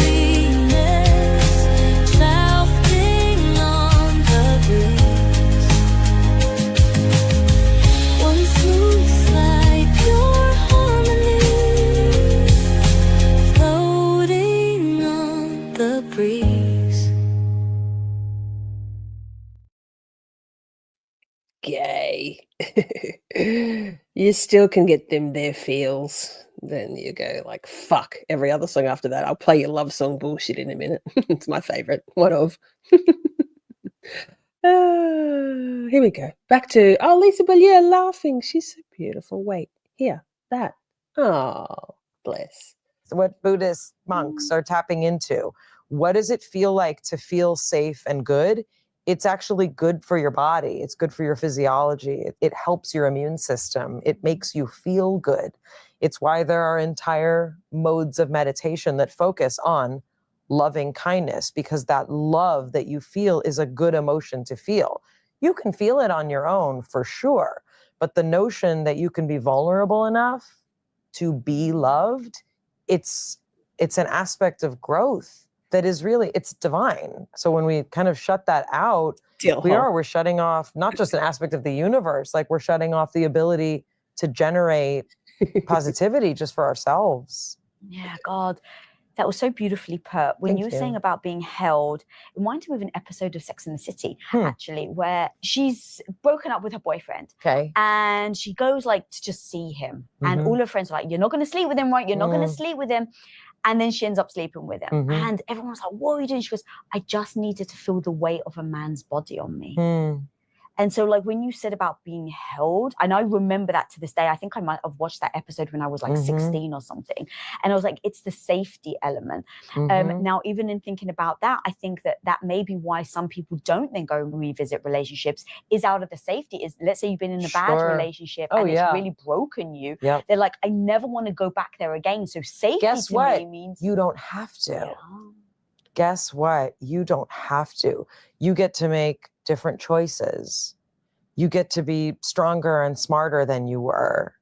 You get to be free. You don't, those are not the only two choices. And I think that's where we get stuck, right? Because like our brain is like, oh, here's the pattern. Here's the pattern. Here's what I do. And you know what? I'm the kind of person who like, my picker was kind of odd. I've got an odd picker. Some of us don't have a picker that kind of understands. Guess what? There are ways to learn why you feel like your picker's stuck. Did you learn your picker then? Yeah, I mean, that's like a lot of therapy. That's a lot of work. But yeah, many of us who grow up in troubled homes really gravitate towards trouble. And it looks different. It's got on a different wig, you know? And sometimes it's, oh, this doesn't feel uncomfortable because it's as chaotic and bad as I grew up. Or sometimes it feels like, ooh, feels so good to make this person feel good so that they'll feel more what they need, right? When we talk about repetition compulsion, right? Like being compulsively pulled to repeat, you don't have to do that. You really don't. I had an interaction, I don't even know I have a terrible my picker. partner remembers this. No we had more an interaction where I spoke my mind about something, which is hard for me. It's really hard in relationships, very hard, because that's my weak spot, right? And I asserted myself in a way that hurt his feelings. And I'm not saying I could have probably said it better, but I wasn't berating, you know, but legitimately I voiced something that hurt his feelings. And what I did was realized my instinct is to pull back, take it back, apologize. I didn't mean it. You're amazing, right? That's the formula. All the way to the other. That's the formula. That's the formula. I want to know how many women watching right now feel exactly the same way. It. Like I shouldn't have said it. I'm horrible. You're amazing. I was wrong. I'm gonna crawl under the bed. Right? That's where my mind goes. And instead, I tried to own what I did in the moment, apologize for being hurtful, because I definitely could have said it better. And then I left the room. Not angrily. Yeah. I was just like, oh, this person, and it's not even just in relationships. Someone else can be feeling something. I don't have to fix it. It's not my job to fix it. I'm not going to be put in a mental hospital because of it. I'm not going to lose my mind. I'm not going to be alone forever because of this. But the intensity of emotion that it brought up in me was the place where I was like, don't make any decisions. Don't break up. Don't propose. That's my thing, right? So I left the room, and turns out this No way, person no had way, enough Jill. maturity to do their own thinking and processing about it. Because that's the kind of relationship you want to be in. Don't apologize, Bluebird. Thank you, guys. I'm so sorry. I'm not trying to make this about me. I didn't even know how all these emotions built up inside. It's kind of what we do around here, Bluebird. You, not to say that you're not special, but you'll find in most of these kind of chats, so at these Psychology Corner and Neurodivergent live streams, there's usually someone who has this opening of the floodgates with their emotions. I think it's a lot to do with the fact that people tend to feel very safe here because we're such a warm, supportive, inclusive, understanding community. This is like what the fuck says. This is our group therapy, Blue Bard. You are welcome. And Dillhole, bringing it back to humor. Raise your hand if you fart in elevators with strangers on purpose. Man, I hold that shit in. I don't fart very often. I'm literally not hold that shit in. There's no issue with choice of words, Lisa. There's nothing worse, in my opinion, than in the supermarket thinking you're safe to, there's nobody in the aisle. I'll just let this one go. And then guaranteed you're the only person in the aisle. It will, of course, be a smelly one. And then someone walks into the aisle, and who else could have done it but for you? Just crop dusting, just walk it through, try and cut it off and keep on walking. Oh, my goodness. Simi obviously also farts in elevators just for fun, just for shits and giggles, just for farts and giggles. Just me?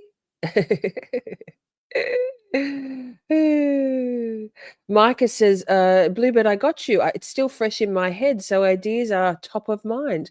Not that I have the answers, but I have empathy. Hugs. That's beautiful. Bluebird says, absolutely, this does feel like such a safe place. Thank you guys so much for giving me room to breathe and express myself. You're very welcome. Sorry, I'm laughing at the next comment. This is such a safe place, Bluebird. And then Akasha says, ladies do not fart, sir. How dare you? That's assault. Bluebird says, lol, I would die of embarrassment. If I did it on accident, thank you for helping me giggle, of course. We are on a journey of self-discovery with friends. Micah says, Akasha, that's a lie. It is a lie. Although, who hands up, one's in the chat, if you remember that time when Buster farted and you all heard it. I'm like, I've got my earbuds buds in. I didn't hear it, but Buster does fart quite a lot. My dog, one of my dogs, and then I'm like, God, chat's blaming me. It wasn't me. I mute myself just to like clear my throat and cough. As if I'm going to fart just like willy nilly on a live stream. Come on now, that's assault. Yes, Colors has a good point. Bluebird, this space is very safe, but please be careful on YouTube. Some places are definitely not, even though they seem like it. Facts, like facts. Carrie, hi, happy Easter. I've got my happy Easter earrings on. You can't see them very well in that tiny little screen. Happy Easter, girl. Good to see you. One's in the chat if you remember. What the fuck remembers? Simi remembers.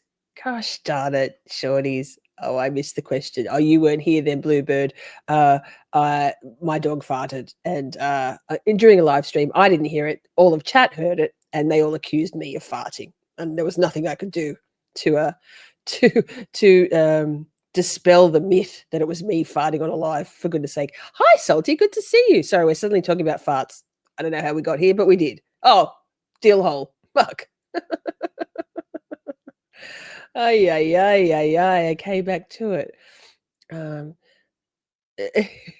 Bluebird. She asked if we remember when Buster farted. Like facts.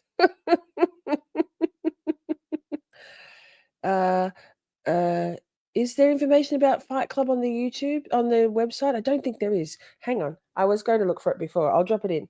Oh, no, look, I don't need to. Princey, do you want to drop the invite link? I'm fine with that. Just when you come into the Fight Club, just tell us who you are on the YouTubes, because we had an issue a couple of months ago with like having to burn the whole Discord down. I'm fine now with sharing it. I think they've moved on. We don't say anything in there that anybody would want to screenshot anyway.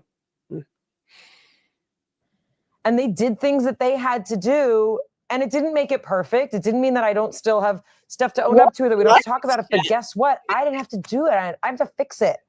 I love the way you just break that down, because it really does showcase people that, look, you don't have to feel bad about it. You just identify where it's come from your childhood, knowing what behaviors come with it, knowing why that doesn't serve a relationship, and then learning the skills that you need order to get from anxious to a secure attachment. You don't need to fawn and grovel. I didn't need to crawl out of the room. I love the way that you just, I used to always feel guilty. And one of the great things is me and my husband just agree. That's epic defense rest. The defense rest says, I farted midstream last week. Go and can someone, I'll drop your link in the chat also to defense rests, who sidebar is going to be streaming the Karen Reid trial in a network of other streamers, including our friend Miss Mandy Reacts, among others. They have not moved on. No, I agree. But they're not here watching us. Maybe they are. Hi, monkeys. We miss you. Don't miss you at all. Defense Rest said, I farted midstream last week and it was fucking hysterical. It was on cue and not meant to be loud. But once I started, I was committed and just rolled with it, like literally. Then super chatted myself for the effort. That's so good. Like, that's so good. You're my spirit animal. Hang on, I'll drop you a link in the chat. Wait. But that's amazing. Bravo.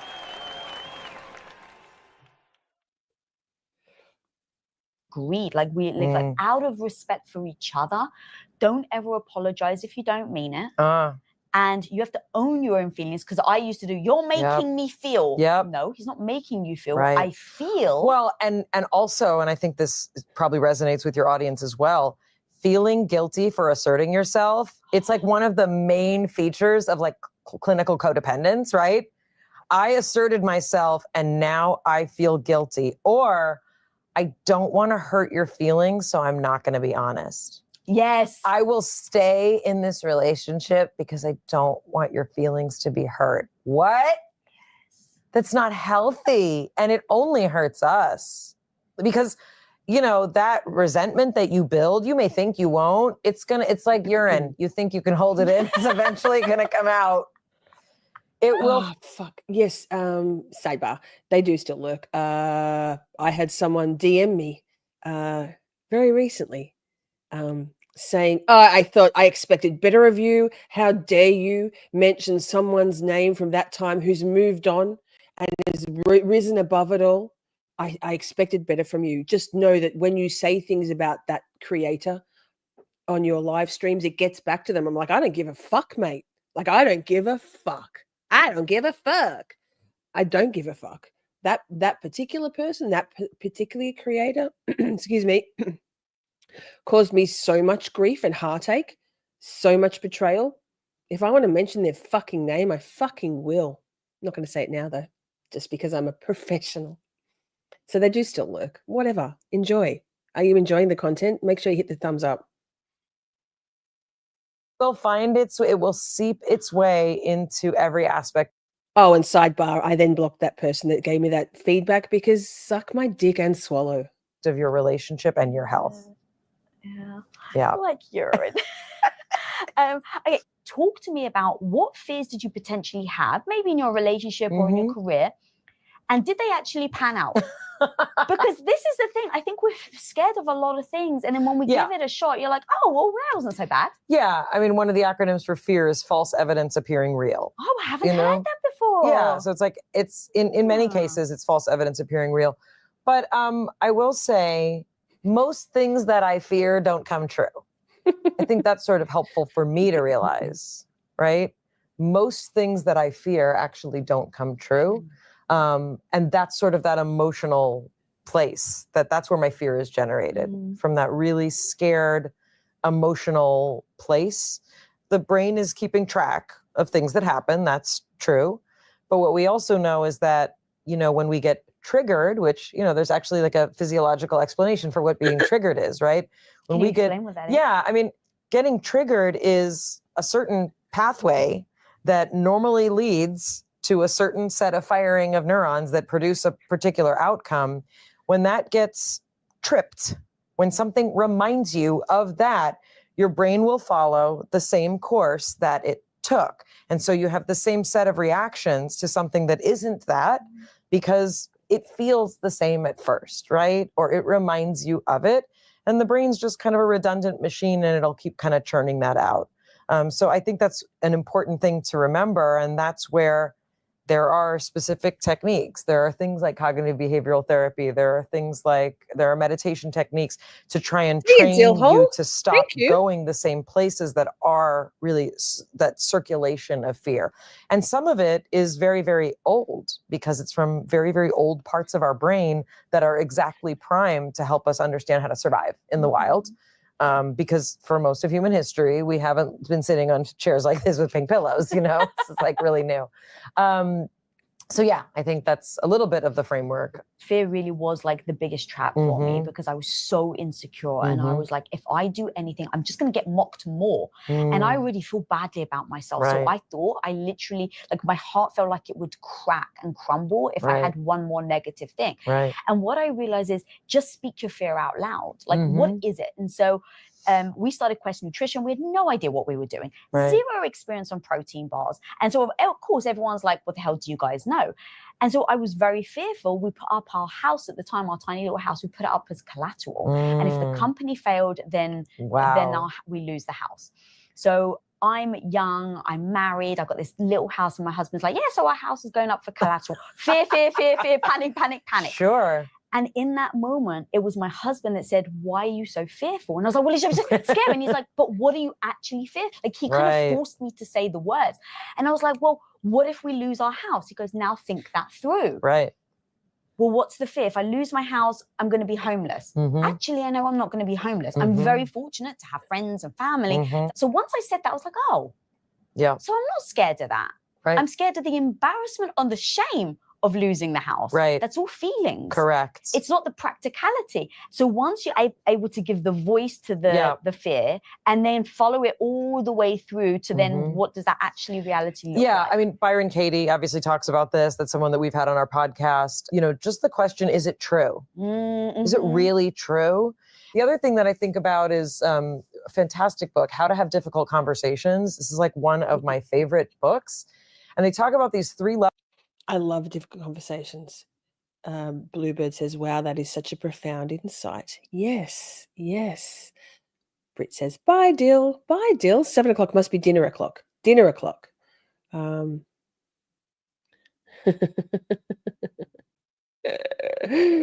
the fuck, just sent me a private message saying, FYI, time stamping this part as group therapy, and Lisa doesn't fart. Oh, no, I fart. Just, I burp more. I'm more of a burper. Better out than in, better up than down, better now than later. That's my motto, my mantra. 3 levels of any conversation, but I apply it to there's 3 levels to any problem. There's the actual thing that's happening, right? The description of the problem. Then there's what it means to you emotionally. And then the deepest level is what you think it says about you, like in your existence as a human being, right? So if we're afraid that we'll lose our house, okay, we're putting our house up for collateral, that's what's happening. The fear is, well, what if I become homeless, right? But the actual fear is, how could I possibly cope with being a failure, with feeling shame? Okay, so now taking that, they've tapped into that deepest thing, and then we're talking about triggers. So I think in those moments is when then you get triggered. 100%. Yep. So do you think the evolution of not getting triggered is doing the foundation work first? And I think there's a lot of things that we're learning. One of them is going to sound crazy, but I think you get it. I think many of us are walking around with inflamed guts and inflamed brains. And this is not like, I don't have a... Pause. Defense rest, what short is it? I will share it because we're talking about farts, obviously, because we're all adults here. Which short is it? And I will share it for a giggle. These 3 steps are amazing. Bluebird says, I seriously Googled this last week. Bluebird also says, I feel like there's something wrong with me because I never burp. I also must fart in my sleep because I feel like I'm abnormal when it comes to gas levels of healthy humans.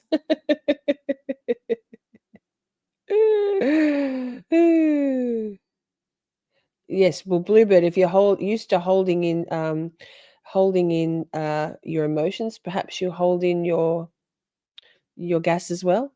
Sounds like you have a good diet then, Bluebird, says Micah. I burp all the time. But I have a nutrition but I also have a very good diet.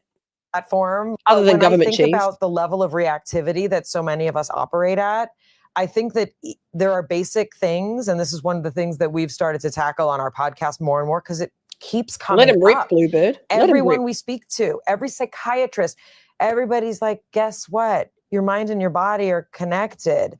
And the things that we feed ourselves on a daily basis, I don't think are always serving our mental capacity. And I don't mean to be this lady, but like we eat massive amounts of sugar and processed food, like massive. Like when I look at people at those fancy coffee places, you're just drinking sugar. You're drinking like fuel. You're drinking caffeine and sugar. And I'm not judging people who do, but I'm just thinking all the things that we're taught, I think are possibly putting us in a place of a vigilance of our nervous system that we may not even sort of be realizing. So that's sort of like one category, which is a bit. Okay, let's listen to the defense rest fart on demand. Share this tab instead. Wait, I'll make sure I can see what I'm doing here, that you can see what I'm doing here. Shorts. I was wondering which one it was, and then I saw the one that said, real sound effects on demand.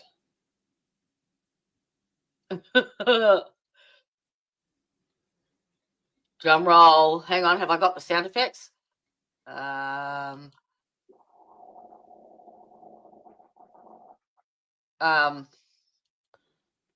was sound effect, but it wasn't a drum roll. Was that a fart? Drum roll. Hang on, have I got the sound effects? That was a fart?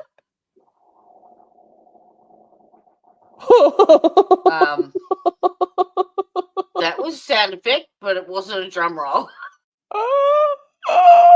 Yikes, man. That's a bubble and a half.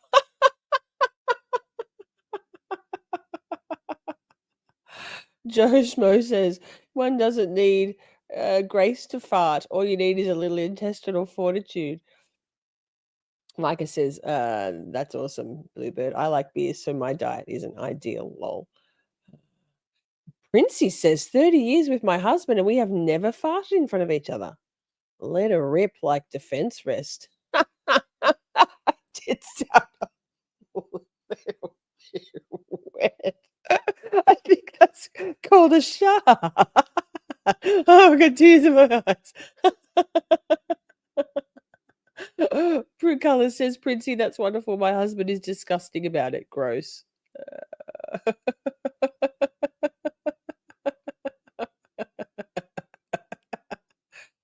Hi. The sound effects one. I didn't hear anything. Listen harder. It's way away from the microphone, right? Here we go.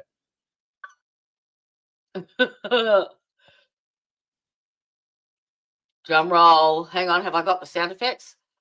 That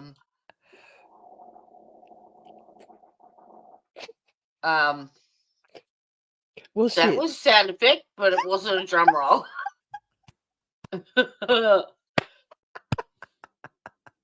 Drum roll. Hang on, have I got the sound effects?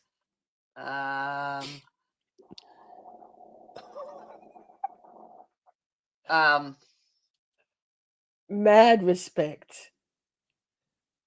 I thought it was a bong rip too. Here, wait, it sounded a lot like this. Wait. Louder.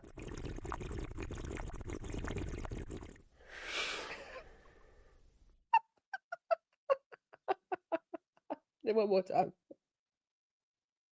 That was sound effect, but it wasn't a drum roll. One more time.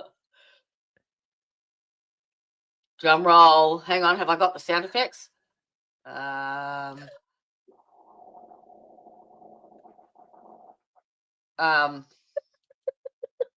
was sound effect, but it wasn't a drum roll. Oh my god, that's so good. All right, pause. That was great. I've got tears in my eyes. Too funny. You're hilarious. I love your dedication to the cause. Bravo. is a big one. I know Before it's you kind of move out on to there. the next one, I just want to really emphasize that. I think that's amazing. Most people, because you were like, I hate to be that lady. Be that lady. Because here's the thing. The information is giving people the power back. Sure. I think it's when people don't realize what they're doing. They feel out of control and they're like, what's happening? Well, and I think also when people talk about like triggers or like I'm sensitive, they want the quick fix. But where's the power that you take for yourself to say, what's the template that I'm sending out into the world?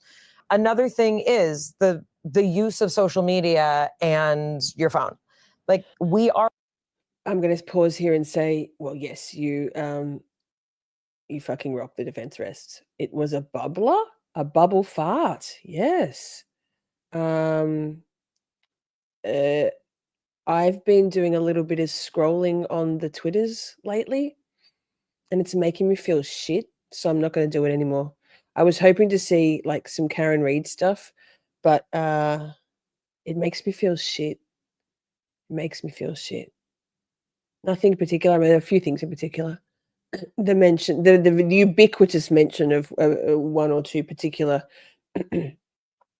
creators at the moment, and the showering of love for them.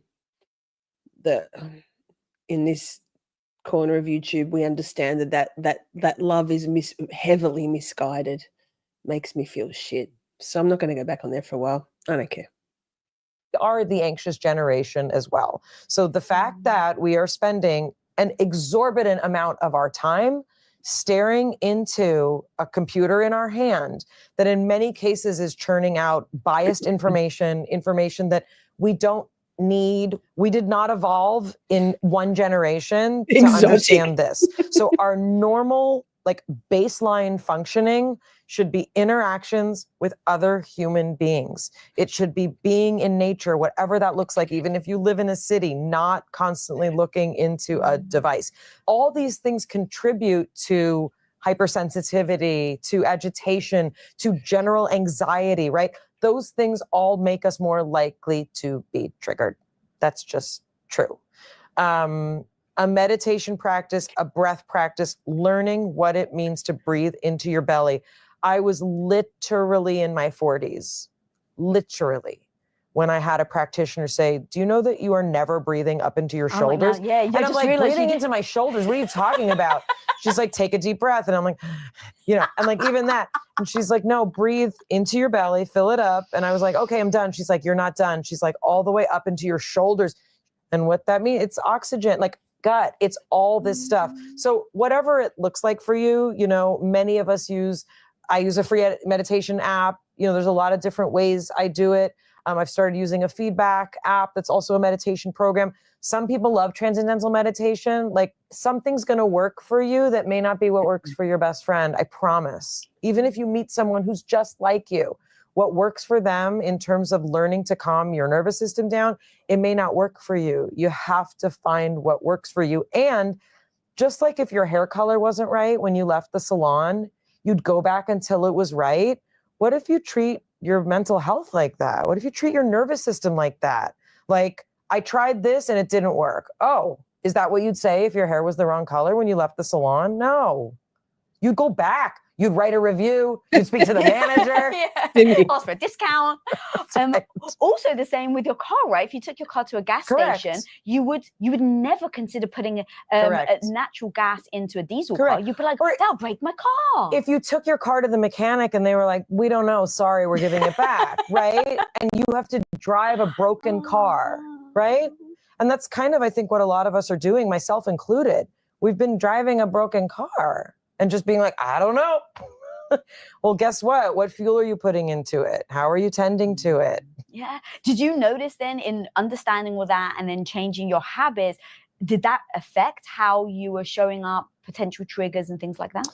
Yeah, I think the way that many of us are taught to eat, I think that's a big shift to understand what actually works for your body. Like, I don't know. I wasn't raised to think about what it felt like in your body when you ate. You eat everything on your plate because like we had to trudge through Siberia. Like literally, it was just like, what are you complaining about? Eat what's on your plate. So you got all the guilt as well from their parents and grandparents. Of course. If only I was able to have That's that when I was a intergenerational kid. trauma on your dinner plate, you know? So, but like just even the notion of like seeing what feels good for your body, like sleep hygiene, that's a big one. And like, yeah, it absolutely changed a lot of things for me. And a lot of this stuff is cumulative. And that's why a lot of people don't like it, because you want to believe that it's like, you want the ibuprofen, right? I get it. We've been told if you take ibuprofen, your head will feel better, but it's the work of your life. Like it's literally the work of having the strength and courage to then make decisions. And I wouldn't be surprised if a lot of people who feel stuck in decisions, if these things get tended to, you have more resources with which to make decisions. I didn't expect that to be your answer on triggers, but it absolutely makes sense. And it's the thing that I am beating my head against the wall, because a lot of people ask me like, oh my God, where'd you get your confidence from? I'm like, first of all, I don't feel confident. So what you see on the exterior is 15 years of me wax on, wax off, practice of how I can show up and feel good about myself. And also don't be around toxic people. Meaning like, I don't mean to say, because like people get triggered all the time, like especially as women, like we're taught to tolerate a lot. If something feels horrible, disgusting, or scary, you get to remove yourself from that situation. Oh. If you're not having a good time at a party, you don't have to stay. Bluebird. Oh, Bluebird. Am I muted? No, thank God. Welcome to a member. Lovely. That's so cool. And I see you gifted out some memberships as well. Thank you so much.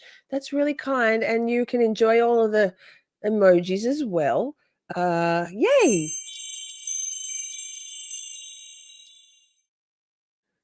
Welcome, new shorties. Who we got? Janelle Brennan's lack of self-awareness. Now that's a good handle. Thank you so much. You're in the draw, Bluebird, for next Saturday night's Miss Shorty merch as well. I'll go with 2 because you joined and you gifted memberships. Amazing. And I'm going to drop a Discord link in for you, Fighter Club. Simi, did you already get it? I sent Simi, I'll send you another one. I'll drop it in the chat. I don't care. And like, I think so many of us, like it wouldn't even occur to us to tune in. So many of us are taught to kind of tolerate situations that it's not even intuition. We know it doesn't feel right, but be a good girl, be quiet, like nice girls don't say anything. Like that still follows a lot of us. How would you behave, right? If you believed that your sanity was the most important thing. Yeah. That was such a good quote. Oh my God, that hit me really hard.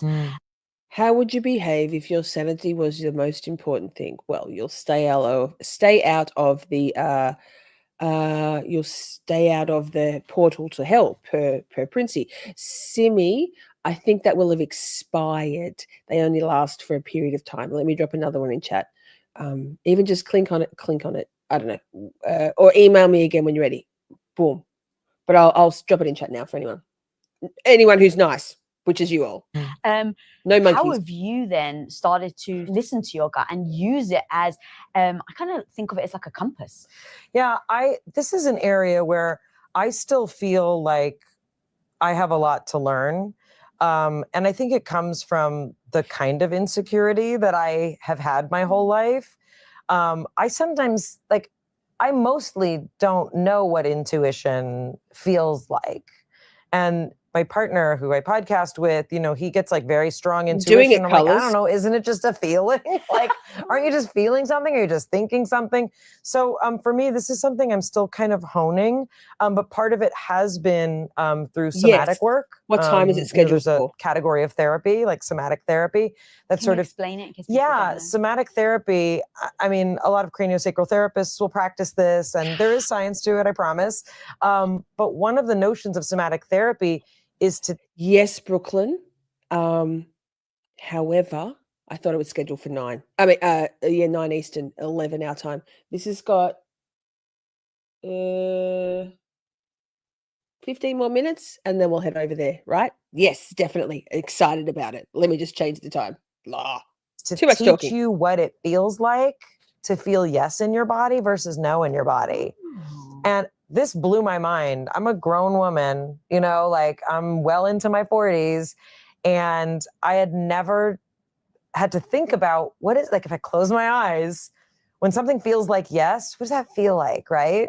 Like, do you feel an expansiveness in your chest? Like, does it feel tingly, buzzy? Like, to think about, and then when you think about something that's a no, what does that feel like? Ooh, it's kind of closed. It feels like, but those are the sort of things that our body's calculating all day. It's calculating all day. And I do believe that some people are more in tune with it than others. And I think for those of us who have, you know, dissociative tendencies, which for many people is overthinking, overworking, workaholism, those are ways to dissociate. Many of us just we don't think a lot about that. So that's been sort of a journey that I'm currently still on. That's so cool. I've never heard it. Yeah, my intuition is mostly wrong, is what it feels like. Oh. So like the week that I was made a regular in Big Bang Theory, I thought I was going to be fired. Hand to God. I called my agent and I'm like, they're done with me. There are no more scripts that they can write for me. My character has nothing else to say. I can just tell. Now, the question though is that your intuition being wrong, or is that your fear overtaking? That's what I think it is. Mm-hmm. Micah, Bluebird joined herself and then gifted out 5. But yes, you look good in green. That's what I think it is. I think that I maybe don't know what an intuitive sense of that is, but I don't believe that deep down intuitively I was like, I will become a regular and be nominated for 4 Emmy Awards. I don't think that was part of my path as a human to have that intuitive ability. But I'm learning, you know, I'm learning. I feel like I'm learning too, because again, of the generation, I'm 45, so I was never taught that you can trust your gut. Right. And I have been shutting down all my senses for so long and not trusting them. What does it look like to start trusting them again? I like that. And then what I do is I take inventory. So there was one moment where I was like, that was weird. Like, it was a friend of mine that I was trusting, and they did one little thing, and I was like, my bad. Normally I would have brushed past it. I would have ignored it. There's nothing, Lisa. Just take inventory. Because something in my body is telling me that was weird. So I wrote it down. And I was like, she did this. It may not, because I used to say, Lisa, you're just being paranoid. Oh, interesting. And so because I started to write it down and take inventory, 3 months later, it all came out. Amazing. And I was like, oh my God, 3 months ago I sensed So that feeling, that feeling was it. And when you think about it being the gym, where you just have to practice that skill to get stronger, once I realized that one little thing, my gut had definitely spiked. I didn't quite know what it was. I took inventory. It proved to be right. Now that becomes a bit of credibility to myself. How many second dates wouldn't have to happen if women listened to their intuition? But like, oh my God, you're so right. It's true. I bet you, girl, if people did that when they went on the first date, like what, you don't even have to put words and to I'm it. not saying you shouldn't give people a second opportunity to, but I'm saying like, if there's like a thing, Well, because now, you don't want to get paranoid. No. So there's that fine line. You don't want to overcorrect. Exactly. I'm intuitively sensing that everyone is dangerous. Yes.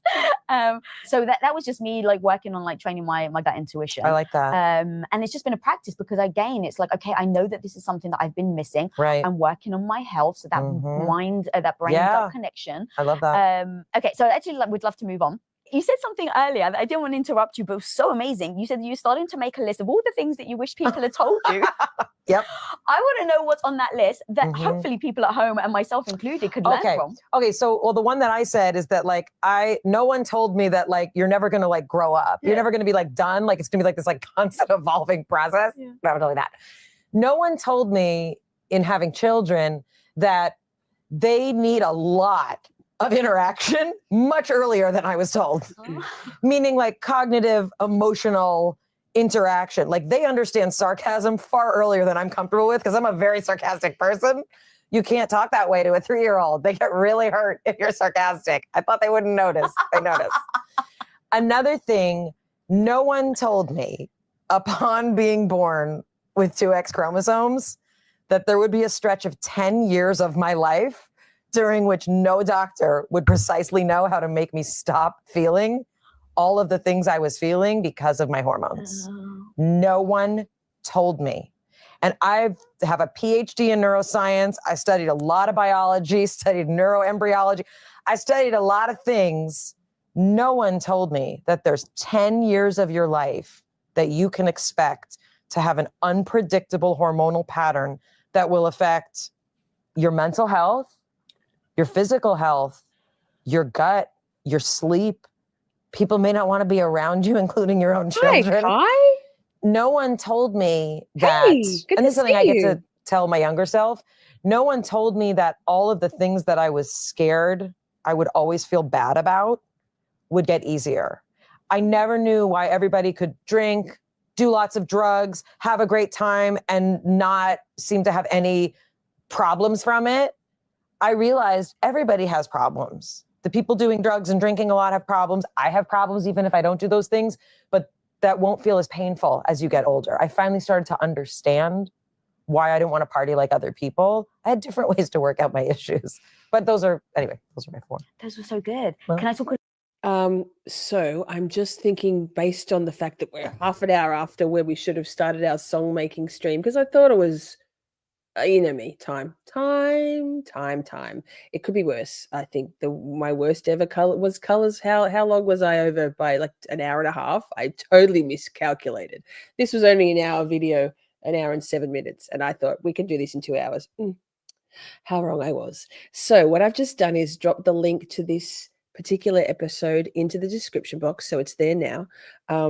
If you haven't already subscribed to Lisa Bilyeu, you really should. And if you want to watch the rest, you can do that in your own time. So that, because next up, and I'm pretty sure I've done a portal, a redirect to the next stream, but we'll see. We're going to write some music together. We're looking forward to this. I can't wait. I'm going to debut the OnlyFans song that I couldn't wait to do by myself. So get your pens or your notes on your phone ready. Get your inspiration. I need to load open up Suno onto my laptop so that we can do it. I can share the screen and you can see the process. Otherwise, if I can't do that, we can. So thank you so much to my beautiful moderators. Welcome to the new Shorties, Bluebird and NH. Oh, that was NH Dude. Wait, NH Dude, that was yesterday. Bluebird and Gift for Gifting. Candy for the super chat. Thank you so much. We had beautiful conversation. I hope everyone stays for the fun. Simi, I think so, yes. I have no clue what it's about in the next stream, what it's about to happen. Well, things could get a little feral. Things will definitely be creative, and we're just going to have some fun because yes. Come to the next one. That's what she said. Laura, hi, Laura. Come to the next stream.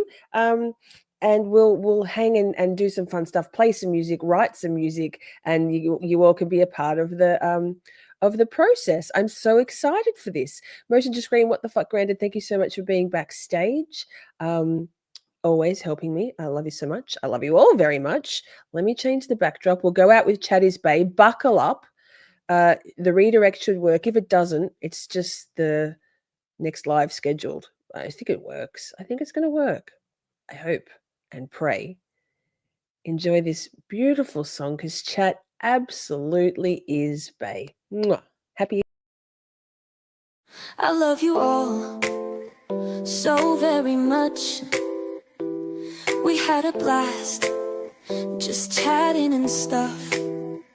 Things may have gone bit off the rails. Professional when all else fails. 'Cause chat is Bae, so much to say. Emotes and all the caps out. May have been cheese, bit faster please. The time has come, Camp Shorty out. We're skating through all the tough things, learning about this and that, defense motions, prosecution, and narcissistic twats. 'Cause chat is Bae, so much to say. Emotes and all the all caps out. May have been cheese, bit faster please. The time has come, Camp Shorty out. Community, just you and me. Occasionally, Buster and Poppy. It's a whole thing. Miss Shorty swing. Together we make each other happy. 'Cause chat is Bae.